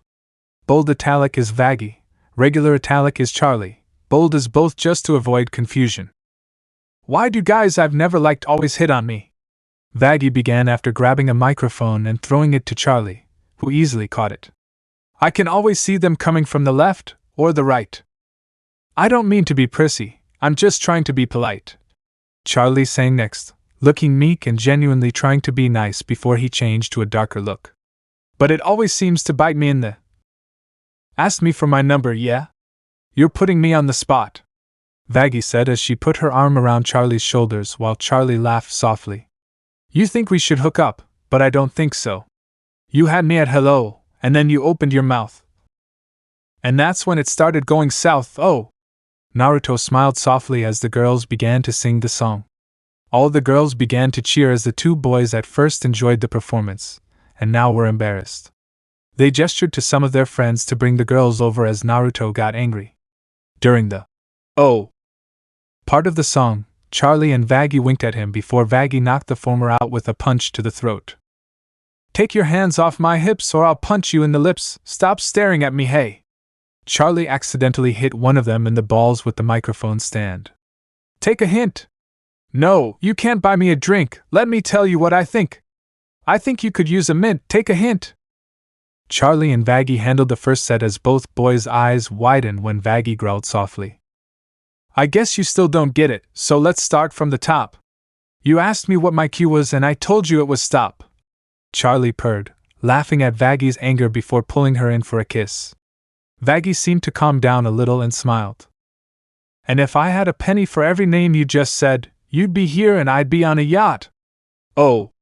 Naruto laughed openly, not interrupting the girls' song, clapping as the second wave of idiots approached. Take your hand off my hips or I'll punch you in the lips. Stop looking at me, hey! Charlie was swinging the microphone stand around her neck, ramming a few into her head while Vaggie was smashing them with her fists. Not literally caring, since she knew Naruto would have to clean up the mess, but it made them wish for her second death. Take a hint. No, you can't buy me a drink, let me tell you what I think. I think you could use a mint, take a hint. All the girls in the club had smirks on their faces as some of the idiots they beat up were their boyfriends. The two boys who were flirting with Charlie and Vaggie frowned and started to get up from their seats and head towards the exit Naruto was at, gulping slightly in fear at the sight while Naruto had a dark smirk on his face and pointed at Charlie and Vaggie, the two boys looking back. What is it with the... No. Bet you don't understand? So go tell your friends. I'm really not interested, it's time you went, I'm going to count to 3, open your eyes and you'll be gone. The boys gulped. 1. Take your hands off my... 2. Or I'll punch the... 3. Stop staring at me. Naruto grabbed the two by the wear on their jackets, lifting them up with a grin, saying, Take it away, girls. Hey! Take a hint. I'm not your missing link. Let me tell you what I think. I think you could use a mint, take a hint. Both girls dug the two idiots in the stomach as they spit together. Whoa. Take your hands off my hips or I'll punch you right in the lips. Stop staring at me, hey. Take a hint. Both girls finished the song before punching them in the face as Naruto kicked them out. And stay away, you pieces of shit. All the girls cheered at the end of the song, as well as the beating of the bastards. Now, security, get the rest of this trash out of my club. Naruto ordered as Charlie wiped the blood off her hands with a napkin. Naruto looked amused to see his normally peaceful sister, and Vaggie watching over her. Looks like you two didn't really need my help that much. Just in case, Naru, Charlie said with puppy dog eyes as Naruto chuckled. Hey honey, we handled it pretty well ourselves. I would have been here sooner, but oh well. His form shifted like blocks before reforming behind the two and wrapping an arm around them. Let's just say little brother can travel between realms and dimensions now. Charlie's eyes lit up as Vaggie moaned softly, a squeal escaping Charlie's lips. I got it from some demonic asshole who was trying to invade our kingdom. Something about the Burning Legion. Vaggie pinched her nose. I shouldn't be surprised that those nerds from Earth managed to create a fictional world that actually exists. It's from a game called World of Warcraft. Oh. Yeah, I killed him and took his power, so now I can go wherever I want, within my father's statute of powers, I guess. Naruto shrugged. Since you guys got kicked out and all, are you girls okay here? Charlie nodded happily as Vaggie smoothed over a stray strand of her hair. Yeah, we should be fine, Nero. Naruto chuckled and brotherly petted Charlie's head. Well, in that case, Queen. You're next. A large demonic man cheered loudly, a mechanical forearm and a yellow ponytail trailing down his head. Hoho jeez! He walked up to the stage and started his song before Naruto left, a loud cheer of "Zoom it!" filling his ears as he left. He followed the trail of blood out of his club and listened to the two dipsticks flirting with Charlie and Vaggie on the phone. Boss, we couldn't catch them. We couldn't convince them, we couldn't put alcohol in their drinks, nothing. And then they embarrassed us in front of the club before Prince Naruto showed up. Prince Naruto was there? He left Queen Lilith's supervision, idiots! How the hell am I supposed to get Angel Dust back on my payroll if I can't sit down and convince the brat princess to release him? Naruto snarled as his eyes lit up before pulling out his semi-automatic pistol, a .454 Casal Auto, and shooting them both in the head. He grabbed the phone that had fallen after their deaths.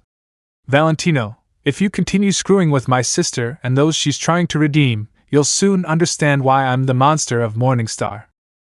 Prince Naruto! I assure you it was all a misunderstanding. Get this all wrong, Hitch.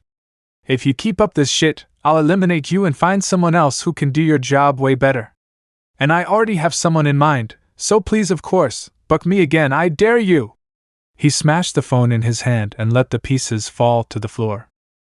And there we have it, Chapter 4. Sorry it took me so long to get this down, folks, my mind was all over the place and I didn't really know where to take it. Chapter 5 will be more on the hell of a boss side of things, and maybe even feature a little Helltaker.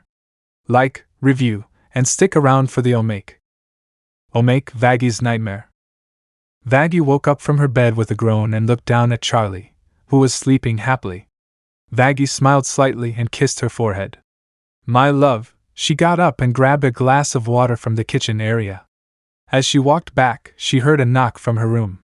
Her one eye opened before she burst in and saw something that broke her heart. Naruto was on top of Charlie, both of them just as naked as the day they were born. Naruto was shoving his 12-inch cock into Charlie's soaking hussy, both siblings enjoying each other's company. Oh, Nero! You feel so good. So much better than mine and Vaggie's toys. Well, you've been teasing me a lot, so I thought it was time I returned the favor. He roared as he unloaded into Charlie's waiting hussy, the blonde princess squealing with delight. Suddenly, Vaggie shot up with a gasp, panting heavily as sweat trickled down her body. Charlie sat down with her, both naked in bed. Vaggie, what's wrong? Vaggie controlled her breathing. Honey, remind me not to drink so much when we go out. That was a huge nightmare. Meanwhile, Lucifer and Lilith laughed softly, sitting on the bed as the king and queen of hell watched Vaggie's nightmare.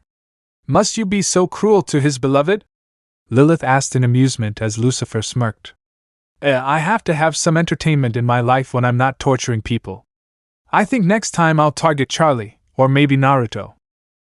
Lilith frowned at the mention of messing with Charlie. Beloved, if you mess with her, you won't get any action for a year. Lucifer pouted. Oh, all right, I won't. Chapter 5, 21 Pilots. October 10th. Naruto sighed happily, waking up in bed next to his girlfriend, Octavia Goichia. After a long night of hex, he woke up early in the morning as he always did, the blanket falling off his chest but still covering Octavia's naked body.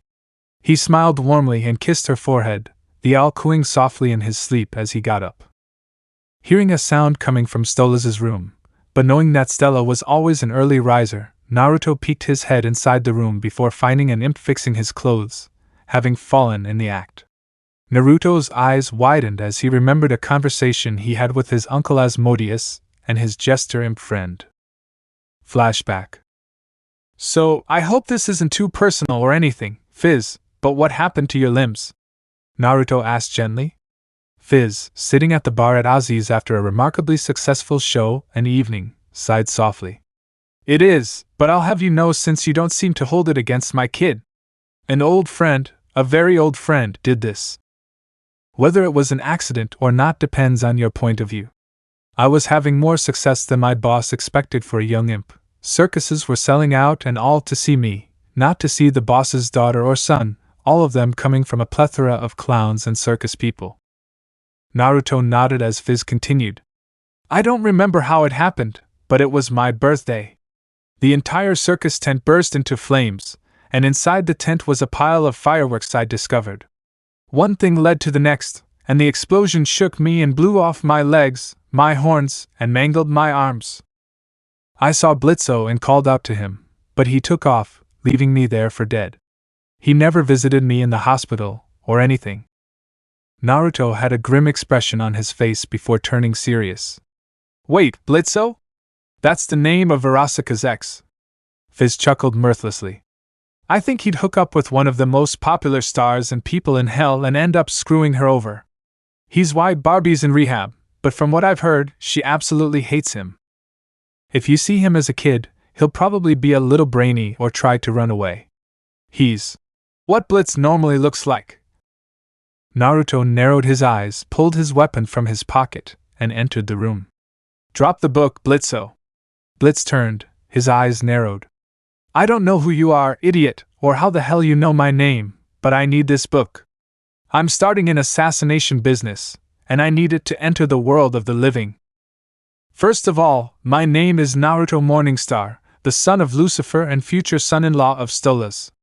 Blitzo gulped. Secondly, Fitzgerald and Verasaka Mayday have told me all about you. Blitzo frowned. Oh, of course that bore would talk about me. She probably told you the story about how you maxed out her credit cards on horse lessons, stole her car, left her practically broke, and afraid she was pregnant.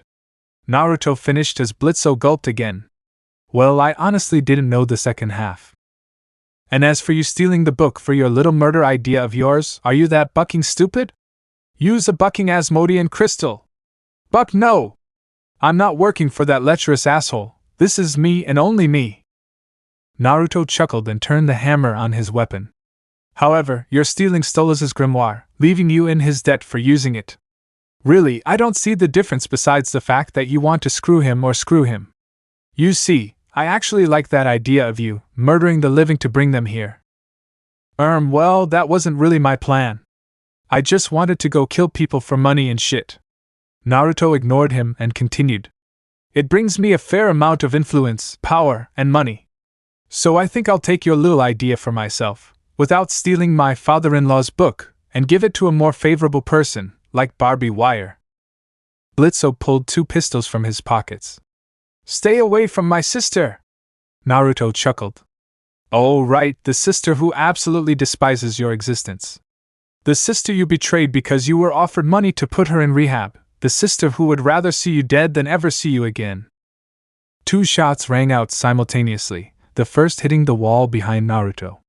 The other, well, hit its intended target and shot Blitzo right in the chest. Buck the new hole! The echoing gunshots woke Stolas and alerted Stella as she pressed the emergency lockdown mansion button in the kitchen area. The mansion's spell wards quickly activated, preventing escape. Stolas shot up from his bed. Who, what? Naruto and Blitz? What's going on, Naruto? Naruto sighed softly. I'm sorry, Stolas, but this asshole just wanted your grimoire for a business he was starting. He didn't care what happened to you, or if my father found out about him using your grimoire. Or worse, your own father. Stolas paled before looking at Blitzo, who coughed blood. And good shot, kid, better than ever. Pity I never got to make it up to old Fizz what with the accident and all. Naruto narrowed his eyes. The circus fire. Fizz told me you left him for dead. Blitz coughed up blood. No, I never saw him after I accidentally set the tent on fire with his birthday cake candles. I went to find Mom and Barbie and there was the explosion. Naruto's eyes widened. Mom ended up dead, Barbie was badly burned, Ma burned a little from the explosion. I tried to visit Fizz in the hospital but they never let me in to see him. Naruto looked down with a bored expression before Blitz chuckled. Hey kid, I'm not being cheesy or anything, but look after my daughter. You have a boy? Naruto asked as Blitz made a so-and-so motion with his hand. I adopted her when I was 17 before the adoption center kicked her out. Figured I'd try and do something good with my shitty life. Naruto rolled his eyes. Oh, that's enough, big baby. I shot you with a normal bullet, you're a living hell, it won't kill you. Blitz blinked. Oh. That's why I don't feel like I'm disintegrating. Get out of here before Stella has a damn fit. And not out the window, Naruto said sternly, rolling his shoulders. Later that day, Naruto stared at the clock in Pentagram City, watching as it counted down the hours until the extermination began. Damn angels. Not even trying to let us find a solution and then start this. This seems like something Adam would do, since he's always been jealous of his father. He narrowed his eyes as the clock suddenly started going backward, before spinning wildly.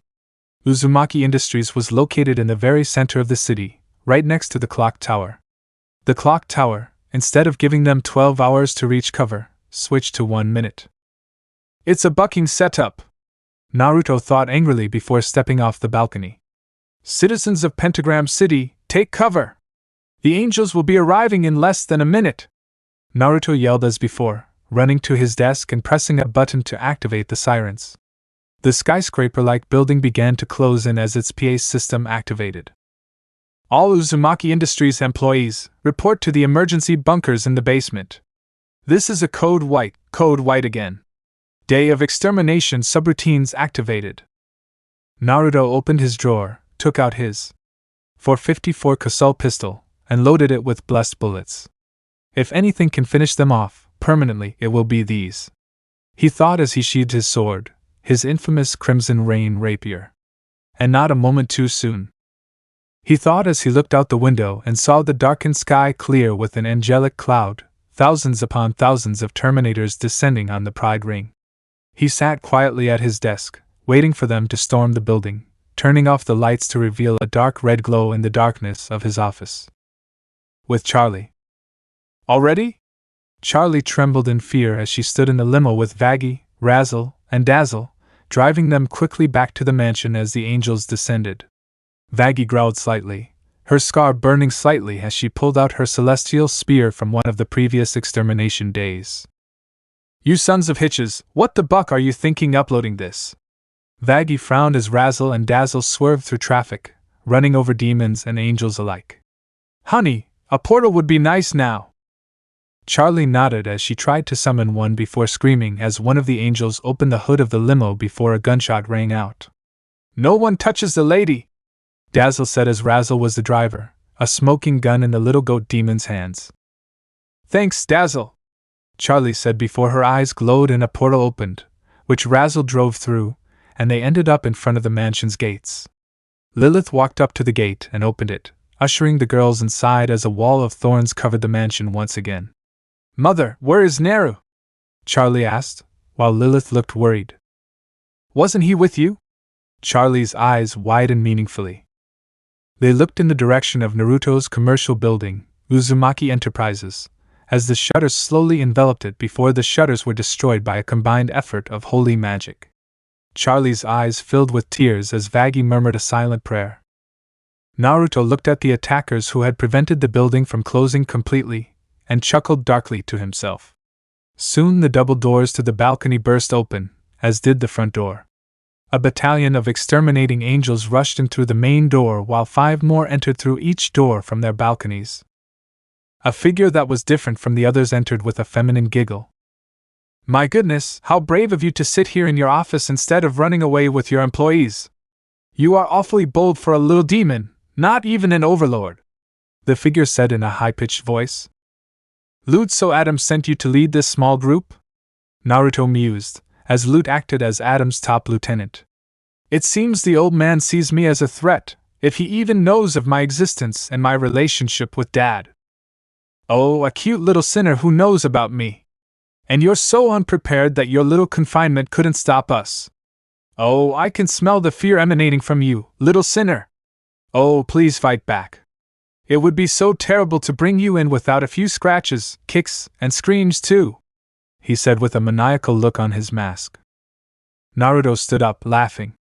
His laughter began to unnerve the Terminator recruits, before it turned into a full-blown maniacal laugh as his normally blue eyes turned crimson and held a dark madness in them. "Lute, do you think I'm scared? Of you, of your little Commander Adam?" Lute narrowed his eyes behind his mask. "You'll surrender, demon! We've got you surrounded!" Naruto smiled devilishly as he drew his sword and held his gun in one hand.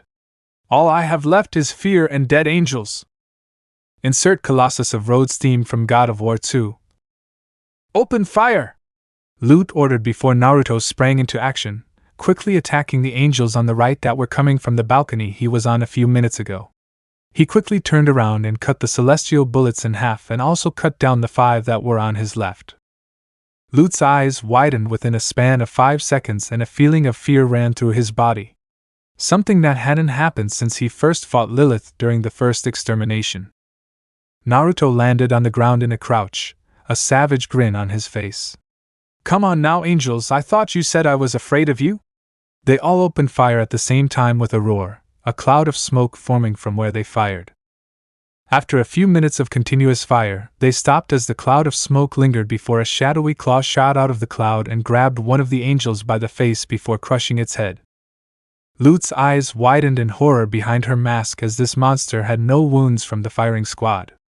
Naruto chuckled before laughing madly. The arm pulled back before he built up a surge of power. Lute knew she was outmatched, once again, and it enraged her, but it also brought about great fear. Lilith was toying with her back then. This creature would utterly destroy her. She quickly transported back to heaven, leaving her men. Not even a second after, Naruto launched a wave of red lightning towards the surviving squad of angels who were laughing madly at the sounds of despair, pain, misery, and death. End of song. He sheathed his sword, reloaded his weapon, and went through his building to clean up the rest of the celestial trash from his business. In Adam's office. "Ah, Lute's back, huh?" Adam said in all his glory. "So, what's the death count for this year?" "None, sir," he said in a panic as Adam dropped the rib he was eating. "What?" He turned on the screen to show hell and see that the angels were slaughtering the demons of hell. "Where were you even if you couldn't kill even once?" Lute pointed to a closed SKYSCR, 2 smoking holes near the top that would be Naruto's office. "Uzumaki Enterprises is Mito resisting us," he said, disappointed that one of her biggest supporters of peace was her husband, Hashirama. "No worse, it's a boy. Blonde hair, dark red eyes. Looks like he just graduated high school in terms of earth practices," Lute replied, now completely in control of his emotions. Adam's eyes widened before he contacted the big boss. "Hey, Michael? We found the child of prophecy, and he's currently ruining our plans to ensure hell doesn't get strong enough to rise." Insert God of War 2 intro theme, by Uzumaki Enterprises. Naruto methodically walked over the corpses, as he coldly glared at the fleeing angel missing both legs. "You all were talking that good shit earlier. Why don't you just regrow your legs? Run away? Huh? Fly back to heaven where you think you're so safe and secure. Oh wait, I ripped off your damn wings." He laughed maniacally. The angel crawled forward, trying to escape through the main doors. "Where's that celestial magic you angels are so fond of, huh? Where's your magical healing power that could cure all the world's diseases?" Naruto mocked before placing his foot on the angel's back. "You see, I'm a numbers guy, but I hate math. I always keep track of my bullets, and well, if I don't, I always have enough." He jammed one last bullet into the gun's chamber. "Then why don't you tell me why I don't execute you, The angel, whether out of pure confidence or finally having his mind broken, began to laugh. "Why you won't get away with this. Commander Adam will take care of you, and if he doesn't, the archangels and the saints will." A gunshot rang out as the angel's brains were scattered across the floor. Naruto took out a cigar and lit it with his finger. "I'm counting on it, bastard," he said as he calmed down, his hair returning to its spiky arrangement. Final theme. Naruto walked outside to see the numerous fires and dead demon bodies dumped in the streets. Naruto sighed softly. I'm not a violent person by nature, but violence tends to follow me, he said after bringing the cigar to his mouth. It's time to send a warning to the heavens. A dark shadow emerged from Naruto's back and enveloped the angelic body, as it had been doing since the beginning of the hours-long extermination. Naruto showed no fear as he walked towards the angelic clock tower, walking over the corpses of the citizens. Charlie, big sister, I love you, I really do, but I don't think your idea will turn out the way you want. Not when men and women like me exist. He thought grimly, looking and seeing women and children among the dead demonic bodies. Naruto's still beating heart steeled himself as he looked up at the golden building, a mockery of everything his parents had created. Sometimes, to control the evil and dark forces of the world, you have to become the greatest, evilest, darkest force imaginable. To walk this path, in the hopes that you can walk your own, that is my choice. I will paint the biggest target on my back, all to turn them away from you, for those who made a simple mistake of stealing and being in the wrong place at the wrong time, or other things that have led them to the hell that shouldn't have, so that you can lead them out of here and onto the path to redemption. Naruto's phone rang as he picked it up. This is Naruto. Oh, thanks Satan, Naruto. Are you okay? Charlie's voice sounded concerned as he walked into the building. Yes, Charlie, I'm fine. An elite squad was sent against me, only one remains. Vaggy's one eye widened when she heard that, and Charlie breathed a sigh of relief. Where are you now? Naruto didn't answer. Naruto, where are you? The line cut out as Charlie tried to call him again, while Lilith just giggled. 3 times Naruto had met Adam. Once with Lilith, and he could understand why his mother was so undeniably angry and upset with both his father and Adam. The other 2 were with his father, where it was basically a shouting match between the 2. Lucifer would mock Adam for being a baby, while Adam would mock Lucifer for falling. Lucifer mocked him for losing Lilith, while Adam mocked him for losing his dreams. Puppet Master's sweet dreams, first 30 seconds. Naruto stared at the office doors as the elevator doors opened. He opened the office doors and saw Adam's holographic appearance there, as well as Lutz. The scene would end when the doors closed behind Naruto. In the mansion, Lucifer walked through the door, pinching his nose in frustration. Another damn father meets sins. Mammon wouldn't shut up to say a word until Azazel, and I literally shut him up. Asmodeus was preoccupied with lust. B just wanted to have fun and went off to try and hook up with Naruto again. He looked around the room and saw Charlie angrily trying to call someone, Vaggy looking worried, and Lilith had an amused look directed at Charlie as she pointed at him. What did I miss? He asked Lilith as she sat down next to him. There was an assassination attempt on Naruto, again. Lilith replied with a hint of amusement in her voice. Lucifer's eyes lit up before relaxing. Tried? Indirectly, of course, you know how Extermination Day is. Lucifer nodded before they flared up again. Those, he began before Lilith calmed him down. The whole squad was killed, except for one. Oh, okay. So why is Charlotte freaking out? Because Neru won't answer my calls, she said frustratedly. Lilith's hand glowed as she showed Lucifer what Naruto had done. Lucifer's eyes widened. He made Lute come, he said proudly as Vaggy's one eye widened. Lucifer continued watching the footage while laughing and clapping. That'll turn Adam's hit down a bit. Lilith smiled softly before she frowned. After that, though, I haven't been able to guess his location either. Lucifer frowned. You can see everywhere in hell, the only place you can't see is... They both widened their eyes. The clock tower, they both said as they disappeared in flames.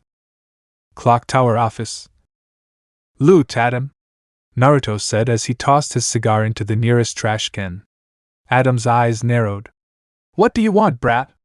Oh, just to give you back your elite squad name, he said in amusement before the shadow spat the bodies and severed limbs of Lute's squad onto the table. Lute pulled out a spear and pointed it at Naruto's throat. My god, this doesn't look familiar? Naruto said amusedly.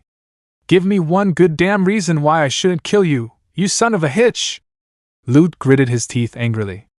Because, first of all, you're a hologram, and secondly, you can't.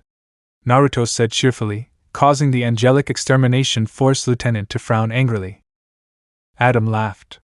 Well, shit, he brought you there, Lute. And besides, I told you before, you can't kill him. There are a lot of things that will happen if we do. Adam got serious. Now what do you want, Naruto Uzumaki? Naruto smiled grimly. Oh, so you know about me, huh, Adam? The real me, not the little brat Lucifer you've called me in the past. Get on with it already, Adam said in a bored, expressionless tone. Oh no, I'm savoring this. You can't do anything to me because I know my role as the child of prophecy, and that heaven can't do anything to interfere with it. Hell couldn't have done it, but when I made the decision to summon Hell, Hell responded. I hold all the cards, and we just have to wait and see what I play. Naruto replied cheekily. In a week, when you meet with my father, my sister will be here. Naruto told them seriously. You, Adam, are going to listen to her idea. She's trying to solve the problem you created and that I'm exploiting to the fullest. Adam frowned when he was told what to do, especially from someone he could easily kill but couldn't touch due to ancient rules and regulations. Oh, and Lute? Next time you see a big, shiny building and think, oh, that's a good place to kill some demons. Just remember. Naruto physically shoved the holographic spear away from his throat with his finger, surprising the two angels. Last time you did that, you ran with your tail tucked between your legs, and I was the one who put you in that position. He smiled cruelly as the office doors opened from his shadow. Now I have to go. I have a worried mother and father coming to check on me. Adam frowned before smiling. Well played, Naruto Uzumaki. But I still have a few cards to play. Naruto looked over his shoulder. Minato Namikaze, your biological father, would be very disappointed in you. Naruto sneered. Do you think that bastard would anger me? As would your mother, Kushina Uzumaki, who's still alive and looking for you. Naruto slammed his hands on the desk as his demonic energy seeped out of me. Keep her bucking name out of your mouth, Adam. Naruto threatened. Adam laughed. Minato has already resigned himself to having to fight you and finish you off at some point, but how much anguish would it cause your dear mother to see her sweet baby boy as he is now? The monster she could have prevented if it weren't because of some cherished old prophecy about you. Adam smiled victoriously as the desk creaked under Naruto's weight. How does that make you feel, kid? Your mother, who left because she thought you were dead, and when she learned you were alive, did everything in her power to come back and save you. To learn that her precious son is in hell, a monster created by the devil himself and unknown to her own twin brother. Naruto roared and punched Adam's holographic face as Adam smirked, knowing it would be no use. Only to be shocked when he was thrown and slammed against the angelic wall of his office, coughing up golden blood. Don't ever mention my mother, asshole. No wonder my parents hate dealing with you. Naruto was furious as he left the office. Chapter 6. Adam's Revenge. Moments later at the clock tower, Naruto stepped out of the elevator to see a worried Lucifer and Lilith. What happened? Did he hurt you? Lilith asked as she looked at Naruto. Mom, I'm fine. I was just returning the angels I killed to them so the public wouldn't panic. I also made sure that when Dad brings Charlie over next week to talk to him, Adam would at least listen to Charlie's idea with the hotel. Naruto replied. Lilith nodded in satisfaction as Lucifer chuckled. He's still an asshole, isn't he? Naruto remained silent. Dad, I already knew my biological father was dead from sealing Kurama into me, but he said my biological mother is still alive and that I have a twin brother. Lucifer hummed thoughtfully. I'll have to check Hell's Soul Registry to make sure about Kushina. But your twin brother is dead, no ifs or buts about that. The buildup of Kurama's chakra in your brother, without either of Kurama's halves, eventually caused it to pool and explode, destroying the Leaf Village. Hence why Sarutobi and those villagers tried to kill you earlier. Naruto nodded slightly. At the same time, Adam's office. Adam rubbed his cheek as he grimaced. How the hell did he manage to punch me through the hologram? He wondered as Lute helped him up. He's getting stronger. Is baby Lucifer helping him or is sweet Lilith helping him? Sir, you know we're going to have to report him to the higher-ups, Lute said carefully. Bucket! When that brat's sister shows up, I'm going to move up the extermination period. 6 months, that's double the extermination. Twice a year! Adam shouted as he stood up, wiping the golden blood from his lips. Hazbin Episode 1 still happens normally, just one of the reasons why Adam moves up the date. A week later. Naruto hummed as he arrived at the ruined building. He snapped his fingers and rebuilt everything, making it as pristine as possible by Hell's standards. He was in Imp City, a project he was working on improving it for the Hellborn natives, imps, hellhounds, and succubi alike. There we go. Penthouse will be the blitz of your office, he said, looking at the tall little devil, even shorter than him, of course. Well, Christ on a stick can perform miracles, he said in surprise. How many do you plan on working for you? Naruto asked. Probably just 2. A short-range specialist and a long-range specialist, along with me, so just the 3 of us while my loony handles the desk. Oh joy! A female voice said while talking on the phone. Naruto laughed softly. So 3 Asmodean crystals should be easy to get from Asmodeus. Not only does it grant you access to the living world, but it also ensures you have a disguise when you go up there. If word got out that hell was invading the living world and just killing people up there, Dad would deepen his bouts of depression. I'll leave you 2 to set up the office and conduct recruitment. Remember to pay and treat your employees fairly, or else you'll be hearing from me, Blitz, Naruto said sternly. I have a meeting with the overlords regarding Extermination Day, he said as he began to break into blocks, thanks to his Bunkai teleportation ability. Luna, feigning interest, wagged her tail. Dear Satan, he's bucking Hexy. He won't be coming near you, Looney, I'll make sure of that, Blitz declared protectively. Didn't he shoot you in the chest when you 2 first met? Oh, damn it! The Overlord meeting, a few minutes later. Velvet, where the hell are your 2 associates? Asked a tall, thin demon with fair skin, gray hair, and long, white hair. This was Carmilla Carmine, Hell's arms dealer specialist.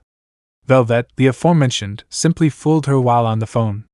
They're busy dealing with matters related to their businesses, so I'm speaking on their behalf. The oldest overlord there, Zestral, simply shook his head in amusement before whispering something in Carmilla's ear. She nodded. You know Prince Naruto will be here, and he wants all of the overlords here. If they aren't, I take it you're giving up your overlord status? She said with a smirk as Velvet stopped texting with a frown. Naruto appeared in the office, sitting in the main chair as he rematerialized with a small smile. Come on, Carmilla, at least everyone's cordial here together. At least most of us, he said amusedly before waving his hand, and Valentino appeared in his seat, materializing like Naruto did but with much more force. Meanwhile, Vox emerged from Velvet's phone, looking nervous in the presence of the Lord of the Overlords. Better, Naruto said with satisfaction as Valentino frowned. My lord, with all due respect, what the buck? He shouted as he slammed his hands on the table. I was in the middle of my work when I was forcefully dashed. Naruto had a small smile on his face as Kurama's silhouette appeared behind him. And never mind, Valentino shrugged. What some of you seem to realize is that when I call these meetings, all of you are expected to show up. Naruto began as he stood up. If you don't show up, I'll mark you as double dead, and your territory will be divided among your comrades. Valentino, from now on, you're the least valuable moron here. Valentino frowned while Carmilla had a smile on her face. Vox is doing its thing on the airwaves, the internet, and electricity. Velvet is doing great with her parades, and then there's you. I'm a horrible person, sure. I'm practically the Antichrist, being the son of Lucifer and all, but I do care about my people, Naruto said with a smile before it got dark. So here's what you can do for me, Valentino. Get your shit together. I can smell the concern from your precious filming, like a soaked gym rat. I can easily find someone who can handle the clubs you run, and I can definitely find someone much more enthusiastic and concerned about their employees than your heartless ass. I could release Husker from their contract with Alaster and put him in charge of the clubs just to spite your 2 stupid asses. Alastor had radio dials in his eyes as his aura began to increase. Naruto didn't back down as his surpassed Alastor's by a large margin. Don't start with me, you horned bastard. You may be one of my sister's hotel guests, but remember who put you in your place and made you disappear from the face of hell for 7 years. Naruto looked around as he calmed down and saw no empty seats. Good, we didn't lose any overlords this year. Velvet couldn't help but laugh out loud. Well shit, I never thought I'd see Mr. Radio Demon get put in his place. Vox had a smug grin on his TV face and was enjoying it himself. So, unless someone has something important to add to the meeting? Naruto asked as Vel jumped onto the table. Velvet, Naruto said, amused as she made her presence known. He picked up an angelic head and tossed it onto the table, the room turning serious. Yes. Someone took out an angelic bastard. I say that brings up something important for this normally boring annual meeting. Someone other than Prince Naruto here. Respectful song scene from the Scrambled Eggs episode. Enough! Naruto shouted as he performed a partial demon transformation to get her attention and cut the song short. Carmilla, never, ever end my meetings without my permission. He began as Carmilla cowered in her seat in fear, clearly caught up in the moment. And secondly, you're both right, Naruto said as both ladies had a shocked expression on their faces. Carmilla is right in the sense that we should be cautious. This, he gestured to his head before his shadow devoured it, doesn't leave this room. And if I find out who leaked it, you'll lose your overlord status, your territory, and your life. He said seriously, making the overlords, minus Alastor, Zestial, and Carmilla, sweat. But having had a fair share of fights with the angels, an attempt on my own life this year, I say we need to be prepared. So it's in my power, Carmilla. He began before looking at Valentino's troublemakers, Vox and Alastor. Vox only wanted Alastor dead. Alastor was always looking for entertainment and chaos, while Valentino was the most dangerous in terms of being a stupid rooster. Carmilla, start extending your arms toward the overlords. The angelic ones, he said as Carmilla looked shocked. From this moment on, all overlords can defend themselves against exorcist squads. If word reaches me that a sinner or one born of hell has obtained an angelic weapon, or that one of them has died from said weapon, not during an extermination day, I will check each of you first. She declared demonically and seriously. Heaven is taking action, especially with Adam moving forward with his plan to have the extermination occur every 6 months. He thinks we're rising up against heaven, he said seriously, snapping out of his demonic state. Some of them seemed uncomfortable with the information provided. I don't wish to give him your evidence, and give him more reason to push for more extermination proceedings against us, but I'm also not going to sit back and let my people be slaughtered like cattle. He stood. If Princess Charlotte's hotel is working, and heaven, aside from that jerk Adam, is okay with it, we can worry about infighting among ourselves like in times past. But if it isn't, we must stick together until heaven backs down. He looked around the table. Is that clear? Everyone nodded, most of them fearfully. Naruto nodded. Then the meeting is adjourned. He watched everyone leave as he sighed softly, letting himself go somewhere else. Hazbin Hotel. He held Charlie close as she sobbed into his chest. I told you before, sister, Adam is a jerk. Believe me when I say that was the main reason Dad never wanted you to meet him. But he didn't even listen. She moaned into his chest. Adam thinks that just because he was the first soul to go to heaven, he's the greatest thing that ever existed. You saw for yourself, he has flaws. Now do you see why Mom didn't want anything to do with him? Naruto asked softly as he stroked her back gently. It's still not fair. I'm trying to solve the mutual problem we have and does he only think with his heinous? Naruto added as Charlie cried harder. Geez, Charlie, I'm supposed to be the younger brother, not the older brother. He mocked her as she wiped her tears and snorted with a cute pout. Also, do you think Adam is the only solution? Naruto asked. Charlie tilted her head in confusion, while Naruto sighed. He's leading the extermination, yes. But he has to take his orders from somewhere, right? Go above him, talk to his superiors. I'm sure one of them has to know what he's doing and is appalled by it. Charlie's eyes widened as a smile began to split his face, not a creepy one but a genuinely happy one. No, I can't set it up. Dad will have to. Charlie's smile faded. Oh. He patted him on the shoulder with a grin. I'm sure he will. After all, it's another way to piss Adam off. Besides, Mom and Dad have been pretty off for the past few years since I graduated from Highschool. What do you mean? Charlie asked, confused. I mean that ever since you and Vaggie got together, Mom has had this distant look in her eyes. Dad seems to have fallen into some kind of depression. I've only noticed because I've been around them more often than you have, with your hotel idea and all your other carefree ideas. Charlie stepped away from him as she adjusted her glasses. I mean, you've got something good here, sister, don't get me wrong. I believe in you and your dream, but even you can tell the exterminations have gotten worse over the years. Or do I need to remind you? Do you know what almost happened on my first extermination day? Charlie grimaced because she really didn't want to remember that day.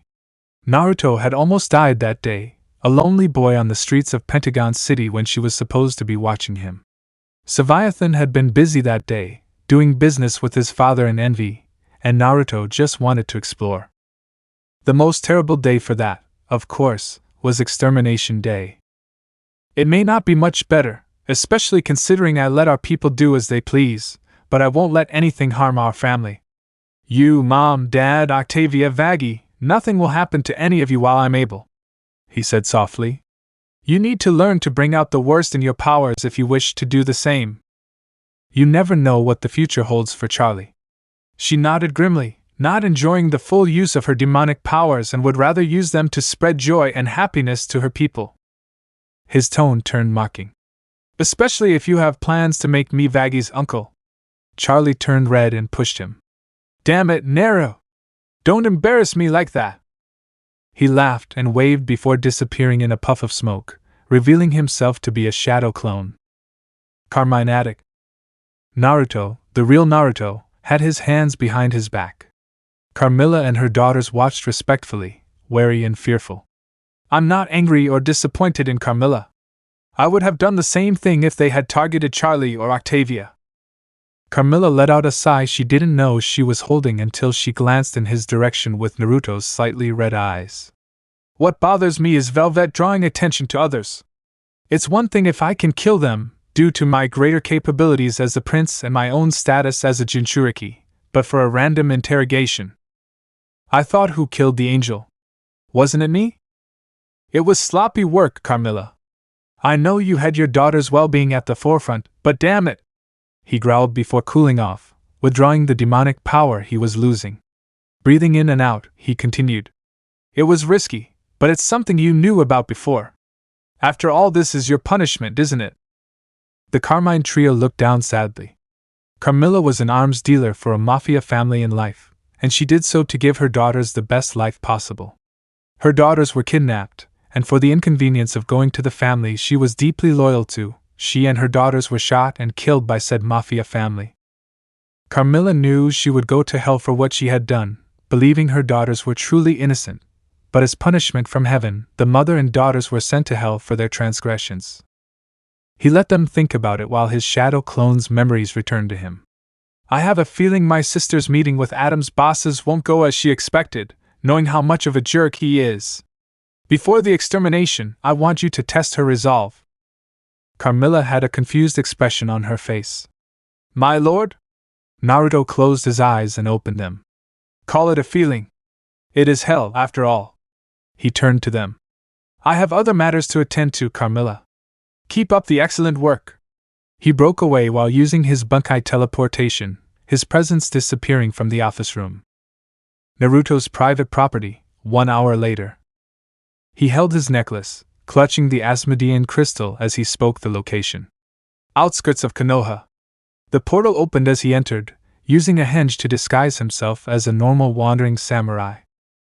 Naruto had discarded the pistol when he got home, keeping his sword at his hip. He walked down the lonely, but remarkably familiar, road toward where Konoha's gates would be. 15 minutes later, he arrived at the destroyed village, the pure essence of Kurama's energy wafting through the air. What happened to this sorry excuse for a village? Did Menma really cause the explosion? He inhaled and exhaled, drawing the energy into himself. Kit, you should have told me you were leaving hell. I'm bound to you no matter where you go, do you understand? Kurama's voice sounded inside Naruto's head. I know, Kurama, but I need answers. He felt a pulse of energy before looking to the side, as if the energy were calling to him. He followed it to an abandoned cave, and found dried blood.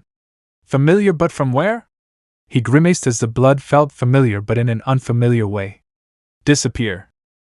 Sharigan, Kurama said with a growl. Kit, I can take you to the next area, it's where I was freed from your mother. Naruto nodded and followed her instructions to find an altar that had broken chains. A sacrificial altar? He held his head in pain as Kurama growled. Now be released, Nine Tails! The enigmatic voice yelled as Kurama was pulled out of Kushina. Kurama looked around and growled before attempting to swipe at the masked figure with his paw before seeing the Sharigan. Buck Sharigan, again! The Sharingan soon appeared over his narrowed eyes. This is your mother's blood, Naruto. His voice boomed as Naruto fell to his knees and the pain disappeared. Did she love me, Kurama? Naruto asked softly. Kit, if she wasn't talking to Minato, she was talking to me about you. If Minato hadn't put the village above you, the four of you would have been a happy family. Naruto let tears escape as he cried softly. After a few minutes of sobbing, he stood up. I feel more energy toward the north. He began to make his way, somewhat uncharted territory since the destruction of Konoha. He placed his hand over the blood spatter and closed his eyes as he concentrated. He reopened his eyes to see a vision of the past, his mother bleeding. My two Sochis dead, my two villages destroyed, he said grimly as Naruto wanted to get closer, but knew there was nothing he could do about it. Ka-chan, I'm here, and I'm alive, he said softly. Damn Minato for killing Naruto to seal the fox into him, and then some leftover chakra into Menma. Without the soul, the chakra would just build up into a time bomb. I told him that and he didn't listen. She sobbed as Naruto placed a hand on her shoulder. Ka-chan, don't blame yourself. You did everything you could, even if you thought I was dead. I was angry knowing you were still alive but hearing you say now that you thought I was dead. If you could see me now. He removed his hand and turned around. I'm a failure. Both mother and son said in coordination, Naruto bowing his head. They both heard wing flaps as they looked up. Naruto had a deathly pale expression on his face as his demonic energy flared. No, the wings flying down as Kushina wiped away her tears was Adam as he landed, unmasked and dressed in clothes befitting a normal angel. Kushina Uzumaki, he said softly as Naruto's anger rose. Now you can return home, to heaven where? Adam conjured a note that read, say Kami instead of God, Shinto pantheon and all. Where Kami is waiting for you, alongside your husband and children. Angel-san, I don't deserve it. I couldn't even save my family, I couldn't save my parents. She sobbed. Kushina, you did your best, even trying to sacrifice yourself to seal the nine-tailed fox within you to save your children from a fate worse than death. Adam said in a warm and convincing tone. They're waiting for you in heaven, waiting for you to come home. She said before looking directly at Naruto with a malicious, hidden smile. Piece of crap! Naruto roared as he tried to grab Adam but couldn't catch him due to him being a vision, and went right through him. Adam held out his hand to Kushina. The rest of your clan is there too, your parents, grandparents, ancestors, all of them. Kushina's eyes filled with tears before she accepted the hand as Naruto's anger erupted, much like Menma's but in a completely controlled manner. Reagha! Naruto slammed his hands into the ground, triggering a Category 7 earthquake. Kushina was bathed in a heavenly glow as she ascended to heaven. Adam's mask covered his face once more as he stared directly at Naruto.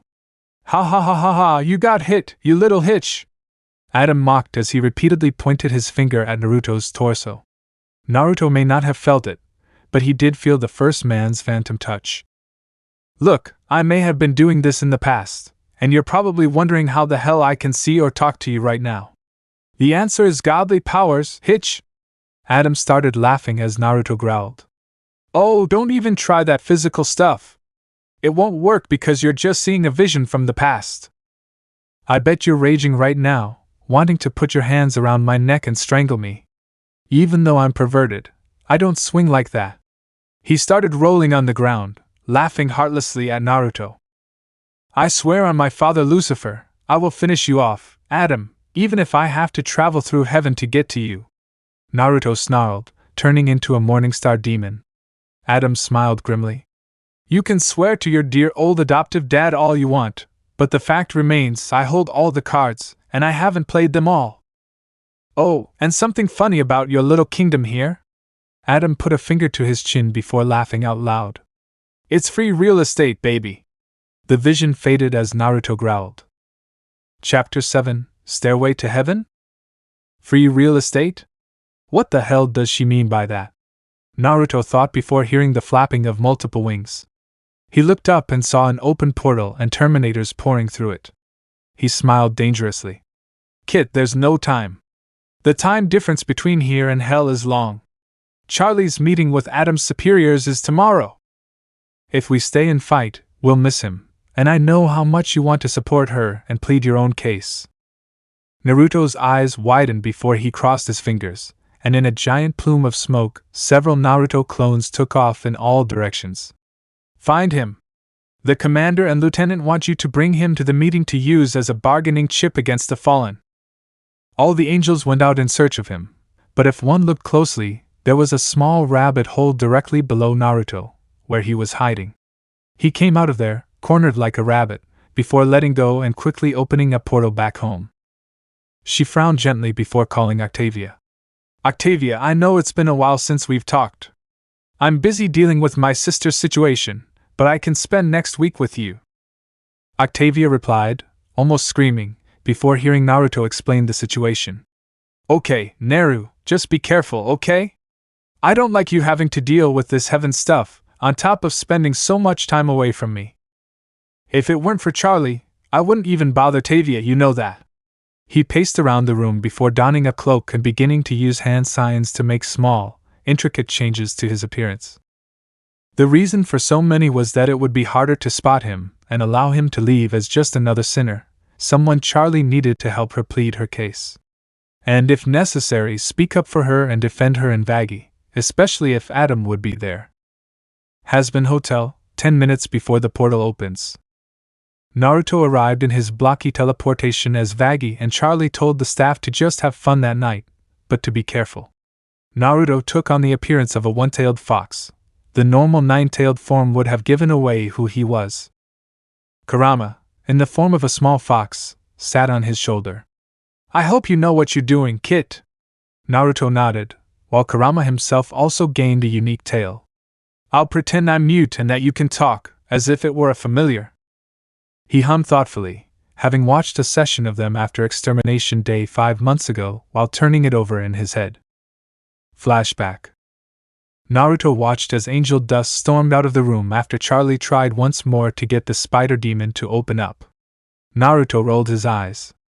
I told her she should have taken classes to become a counselor so she could know what to chase after and what to avoid. He muttered before blocking the spider demon from leaving the hotel.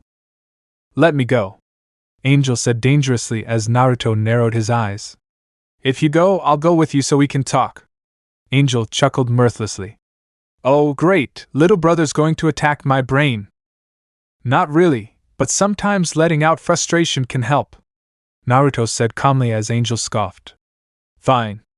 Naruto led Angel Dust to the hallway, snapping his fingers to make it quiet so she had her own little area. I won't pry too much. Charlie already did plenty. Angel rolled her eyes. So what? My older sister's riot act didn't work, and now you're going to lecture me? Naruto laughed softly. Did you know we're not actually related? Angel's eyes widened as she looked at him. Lucifer and Lilith adopted me, saved me from a village that saw me as nothing more than a tool and a weapon to be used as they pleased and then sheathed when I wasn't needed or if what I learned, discarded. Naruto said, making a glass appear as he swirled its contents. I grew up knowing nothing about my mother or the sperm donor of a father I had. He groaned at the mention of his father. Or the twin brother I supposedly had, he said after a few seconds of silence. Angel frowned as he rubbed his arm. My father was a piece of shit. The head of a crime family does that. My brother followed in his footsteps.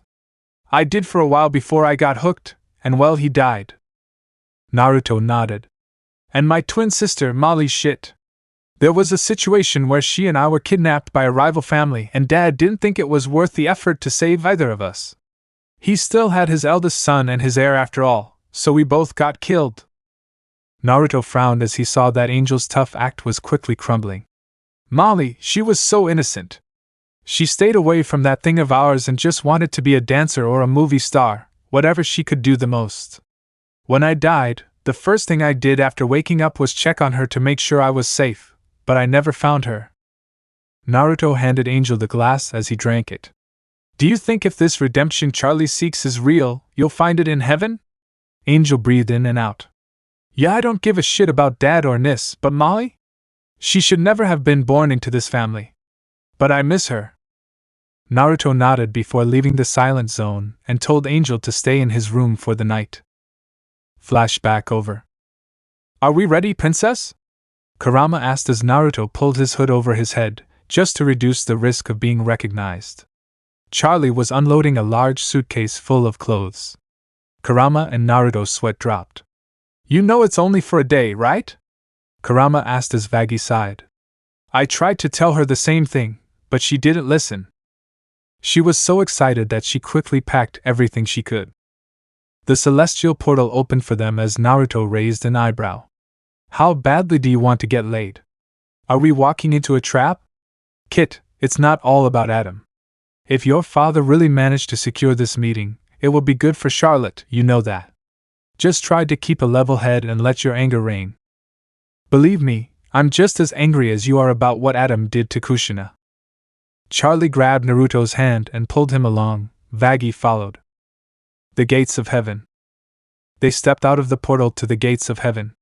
Naruto and Charlie stared at it in amazement, while Vaggie had an awkward expression on her face. This is heaven? Mom's here and I would have been too if they treated me right. Naruto thought sadly. Kit, we both know you didn't do anything wrong. It's true that it was your last-ditch effort to find that book, but this wouldn't have worked for you. That's too many rules to follow for you. Though I would have liked to try. Naruto thought grimly as Charlie spoke to St. Peter about Lucifer arranging a meeting for them. He looked up and saw two women, one of whom was a younger girl. Sarah and Emily, he thought to himself as they introduced themselves, a small smile on his face while Emily acted just like Charlie, right down to the excitement. And who would be your guest here? Sarah asked with a warm smile. Naruto made a few hand signs before Kurama sighed. I'm Kurama and this is Kit. His vocal lines were burned out while he was alive and have stayed with him since he arrived in hell. After meeting the princess, her father conjured me so I could act as his voice. Emily looked at them sadly while Sarah held back a wince. We're partially here to find out why he was sent there, since he had a good life, despite the abuse and beatings he received as a child. But the main reason is to support Princess Charlotte's idea of redemption. Here, Kit feels as if he was a mistake and that, through Charlie, he can join the rest of his family here. Emily's eyes lit up as she slowly turned to Sarah with a wide, very happy smile on her face. Sarah seemed amused by Emily's excitement and smiled back. We'll see when Charlie presents his case. But for now, the Welcome to Heaven song remains the same. Naruto took in the sights of the glowing city before his eyes landed on one of the citizens there. Kurama followed his line of sight and nodded. I think she's Kit. Naruto approached her with a curious look in his eyes. He pointed at the fox as Kurama sighed. I'm coming, Kit. Sorry, miss, but Kit recognizes you as one of the demons staying at the hotel. Oh? Who would that be, honey? He asked, tilting his head. Well, down there he goes by the name Angel Dust. Her eyes widened. My brother did those things, Anthony? Kurama and Naruto glanced at each other, and Naruto shrugged, waving his hand in a maybe gesture. Kit says he thinks so. He talked about his twin sister, as well as his idiot father and brother. Molly cried. We were both kidnapped, and your father didn't want to risk saving either of you because he still had Nis. Kurama finished as Molly was openly weeping. I looked for him up here. But I knew it was a futile effort. He killed a few people in life and was addicted to drugs. Naruto looked at her sadly and nodded. Yes, definitely Angel's twin sister. Molly reached into her dress pocket and pulled out an envelope. Here, can you give her this for me? It might make her work harder to try and get here so we can see each other again. It's a letter that tells you what it's like up here and part of what I've been doing ever since I ascended. Naruto nodded and took the envelope. We'll accept it. Either he'll be thrilled you're here, or he'll regret the choices he made that ended up in hell. Molly nodded with tears in her eyes as Charlie led Naruto away. What was that about Naru? She asked in a whisper. That was Angel Dust's twin sister. Charlie's eyes widened. What? When did she do it? How did you do it? Naruto shook his head in amusement. Charlotte, she told you about taking body language reading classes and becoming a guidance counselor. Kit has always had that charming appeal to him, hence why her class at Hell's School was the most successful during and after her time at the school. Charlie pouted. Though Charlie and Vaggie didn't know it, they walked past Adam and an unmasked Lute, and Naruto noticed them and clenched his fists. Kit, calm down and don't let the demonic energy run rampant. They'll get theirs in court. Kurama warned mentally as Naruto unclenched his fists, just as Adam spat out his drink at the sight of Charlie and Vaggie in the sky. In his hotel room, Kurama sat on the bed while Naruto was with Charlie, leaving Vaggie alone in the room while Kurama curled up, almost asleep. He heard the door open and heard Adam's voice, opening one eye slightly to take it in. Oi Kit, listen, he said mentally before overhearing the conversation himself. As he listened, Kurama's own anger began to rise. Is he trying to blackmail Vaggie? Kurama had enough and woke up fully, standing on his paws and growling at the two intruders. Adam looked at the fox and smiled. Oh, so this is how that little slut is going to testify? With a cute little fox? Kurama bit his finger. Ow, you little bucker! He shook Kurama off as Kurama grinned. Call me cute again, Hitch, and I'll show you what I can really do! Lute snarled as he aimed his sword. Meanwhile, Adam simply frowned before shooting it, seemingly disintegrating it while Vaggie stood in shock at the sight. You won't have to bear witness anymore from your dumb Hitch. And as for you, you'd better make him back off or your little secret will be exposed. I can't wait to see those two tear you apart. Meanwhile, Kurama returned to the seal. I'm sorry, Kit, but that bastard only tried to vaporize me to make sure you couldn't testify. It's okay, Kurama. Just block out the memories I really have, and we can show them the fake memories I've created for the Kit persona I created. Kurama nodded at Naruto's mental response. In the courtroom, or whatever it is it technically a courtroom where Charlie's statement is given? Naruto let out a mental sigh as he walked in with Charlie and Vaggie, taking a seat next to them. He walked over and gave Charlie's hand a squeeze and a reassuring smile. He mouthed, You got this, while Charlie had a small smile on her face, but it was clear she was nervous. Once everything was started, Charlie got down to business. She showed them what Angel had been doing since entering the hotel, as well as what she was currently doing. Naruto smiled as she managed to show that Angel had checked off everything on the nonsense list Adam had invented. Seeing it made Naruto's blood boil, even here. Oh yeah, and what about that one, huh? Adam said as he pointed at Naruto. Kit? I've never even heard of him. Charlie spoke up. That's because he doesn't remember what they called him before he fell. PSH, never mind. Let him speak for himself, Adam said condescendingly. Naruto looked at Charlie and Vaggie, who were worried that Kurama wasn't there to speak for him. Naruto gave them a small smile before walking to the front of his desk. Lute growled. Why is he here hooded? Take it off so we can see your face. Charlie's eyes widened in fear as Naruto shrugged and reached over to reach for her hood. He pulled it off to reveal fox-like features and looked completely different than he normally did, causing Charlie to let out an internal sigh of relief. Naruto looked around, pretending to be nervous. Does anyone know sign language? He signed out of the courtroom, causing many of them to look around in confusion. Emily stood up. Yes. I've been working on it off the cuff since, Well, the Babel Tower incident, he said meekly as Sarah looked worried and Emily flew up to him. It's not much, since I know much of the court won't know what I'm saying, since by signing, I thought it would be better and easier to show my memories. He signed as Emily translated. Sarah nodded. That's acceptable. Adam frowned and muttered a quiet, shit, as Naruto knelt in meditation, bringing up his memories to be viewed in the orb, much like they had observed Angel. Kit, welcome to the hotel, Charlie said enthusiastically. You're our second guest after Angel Dust. Kurama chuckled while Naruto remained expressionless. Thank you, Princess Charlotte, but we know very well. Let's make the best of this process and hope it works. Throughout the few months since the last extermination, most of the court being unaware of said extermination, they were shown memories of Naruto, also known as Kit, of him being selfless and not stealing, being a help to both Angel Dust and the new guest Sir Pentious, as well as the rest of the staff. There were a few times where he had to pick Nifty up and lock him out of his room, causing some of them to laugh in light-hearted amusement. While it wasn't visible, Naruto was rubbing the man the wrong way in terms of trying his best to redeem himself. The concentration of the false memories was tiring him a bit before Adam spoke up. Okay, yeah, we see the slideshow and everything. If that's true, then why aren't you both here, Emily noticed this on her face. Yeah, why aren't you here?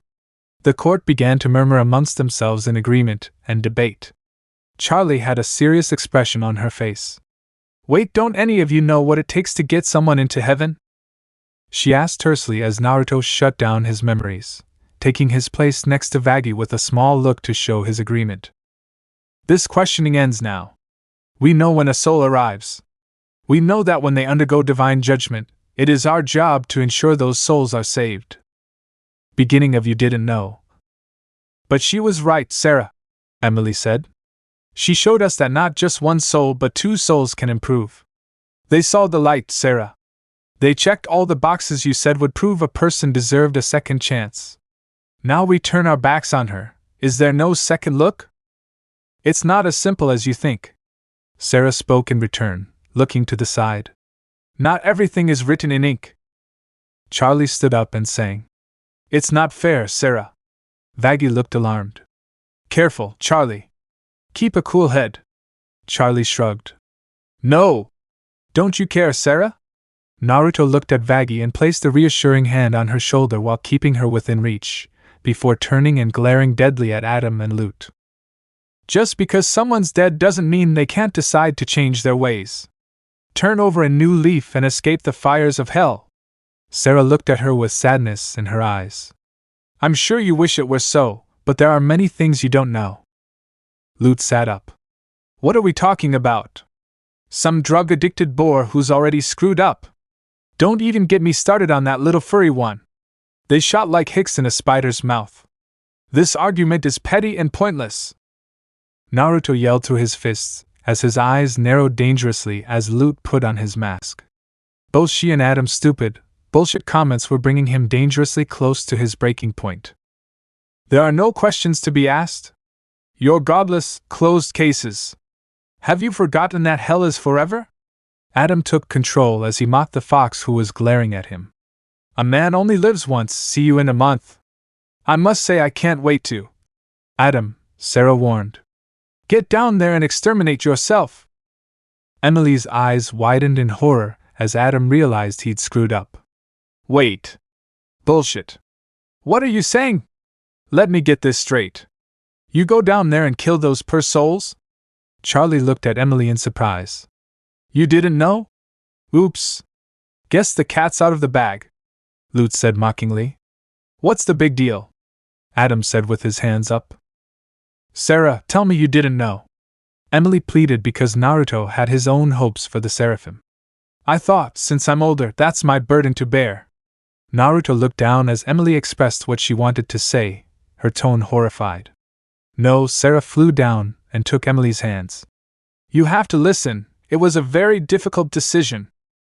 I wanted to save you from the heartache that comes with.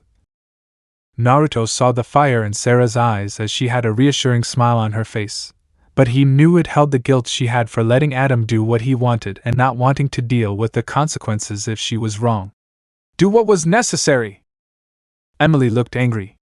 To think I looked up to you. Well, I don't need your condescension. I'm not a child to be protected. Was talk of virtue just pretense? Was I too naive to expect you to pay attention to the morals you're imparting? Naruto looked worried. Despite his anger at Adam, and at this moment at Sarah, he held no anger against heaven itself. He didn't want to see Emily fall like her father had so long ago. A feeling he seemed to share with Sarah when her concern made itself known. Charlie, however, didn't notice. That's what the buck I've been saying. Both young women jumped into the orb. If hell is forever, then heaven must be a lie. Emily, Sarah tried to lean closer to her. If angels can do anything and stay in heaven, the rules are shades of gray when you don't do what you say, when you make the wretched suffer only to kill them again. Charlie jumped and looked down. They told me not to trust angels. Adam looked on with glee. Because of her? He gestured to Vaggie as she walked over to Charlie. Ha! She should know. Lute replied mockingly. We should go, Vaggie said worriedly. No! Don't you see? We've been so close. Look at them fighting, they're fighting, Charlie replied, holding Vaggie's hands. Adam rolled his eyes. Don't act so high and mighty. Did you ever think your little girlfriend could be a liar? Don't, Adam, please, Vaggie pleaded while Adam smiled. What's the fuss? Why hide the fact that you're an angel like us? He chanted the secret as Charlie stared in horror at Vaggie with wings and her appearance before finding her. Naruto grimaced at the revelation and spoke softly. I knew. Vaggie's one eye opened, and Charlie barely heard it. Naruto's voice was raspy from not speaking for a full day and a half. I knew it all along. Adam frowned when Lute growled. Charlie, her fox form slowly began to fade. I never told you the full story of that day, of how I managed to escape the exorcist who almost killed me. Vaggie and Charlie's eyes widened, horrified by what she almost did, and Charlie by the truth. The fight in the courtroom stopped as they looked at the now shape-shifting fox. I didn't escape. That exorcist let me go. Vaggie's one eye began to water. And that exorcist was Vaggie. As Naruto's form changed into his true appearance, he held the orb that would allow the court to see his memories. Naruto was running, caught in the middle of the extermination. His guardians were dead at the time, and he was running for his life before being trapped. He whimpered in fear when the exorcist chasing him removed her mask and looked at him sadly. Go away, get out of here, she told him as he shrank into a fox and ran off. She hid as Adam and Lute climbed down. Pathetic, sinful filth like you have no place in heaven. Lute grabbed her arm and cut out Vaggie's eye with his sword, stabbing the loose eye out before cutting off her wings. Lute and Adam took the wings and halo with them as Naruto gasped in horror at the sight. He ran off to find Charlie, eventually finding her and taking her to see the angel. He never told her Vaggie was an angel, only that the exorcists had seriously injured her. She let go as both women looked at each other in sadness and horror, Emily staring in horror. That was my first extermination. I was 9 years old at the time. I humbly apologize for lying to this court, but I would do anything to help my adopted older sister. She looked at Charlie and smiled, her true form coming to fruition as she pulled the hat from her jacket and put it on. I'm Naruto Morningstar, the adopted son of Lucifer and Lilith, he told them, prompting gasps from the court as Adam scoffed. You thought it would be a good idea to just walk into heaven with all the shit you've pulled, huh? Just like all the Uzumaki being a pain in the ass to my crew. Wait, Uzumaki? Naruto Uzumaki? St. Peter asked in surprise as he flew down. The child of the elemental nation's prophecy? Naruto nodded in confusion. St. Peter opened his book and found his name. Your deeds would have taken you straight to heaven when you passed away, a natural cause of death. Charlie's eyes widened as Naruto looked down grimly. You would have been the most welcome person in heaven since Hashirama Senju and Adam himself. Adam spat out his drink again. Wait, the buck?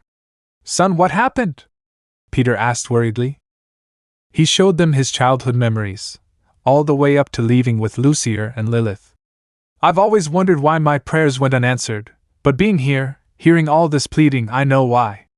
He frowned before Sarah gave a look of confusion. We never received any prayers from you or young Maelstrom of the elemental nations. Double shit. Adam muttered before the three demonic beings were sucked through the portal back to hell. Naruto stood his ground as the wind howled, trying to suck him back in. Adam, I'll get my mother back, even if I have to rip out your spine and beat you within an inch of your life. He snarled before dropping through the portal. Let me know in the comments below if you guys want the next part. Also check out my other video that has been shown and left. Thank you for watching. If you enjoyed this video please like and share this video. And have a fantastic day. Bye.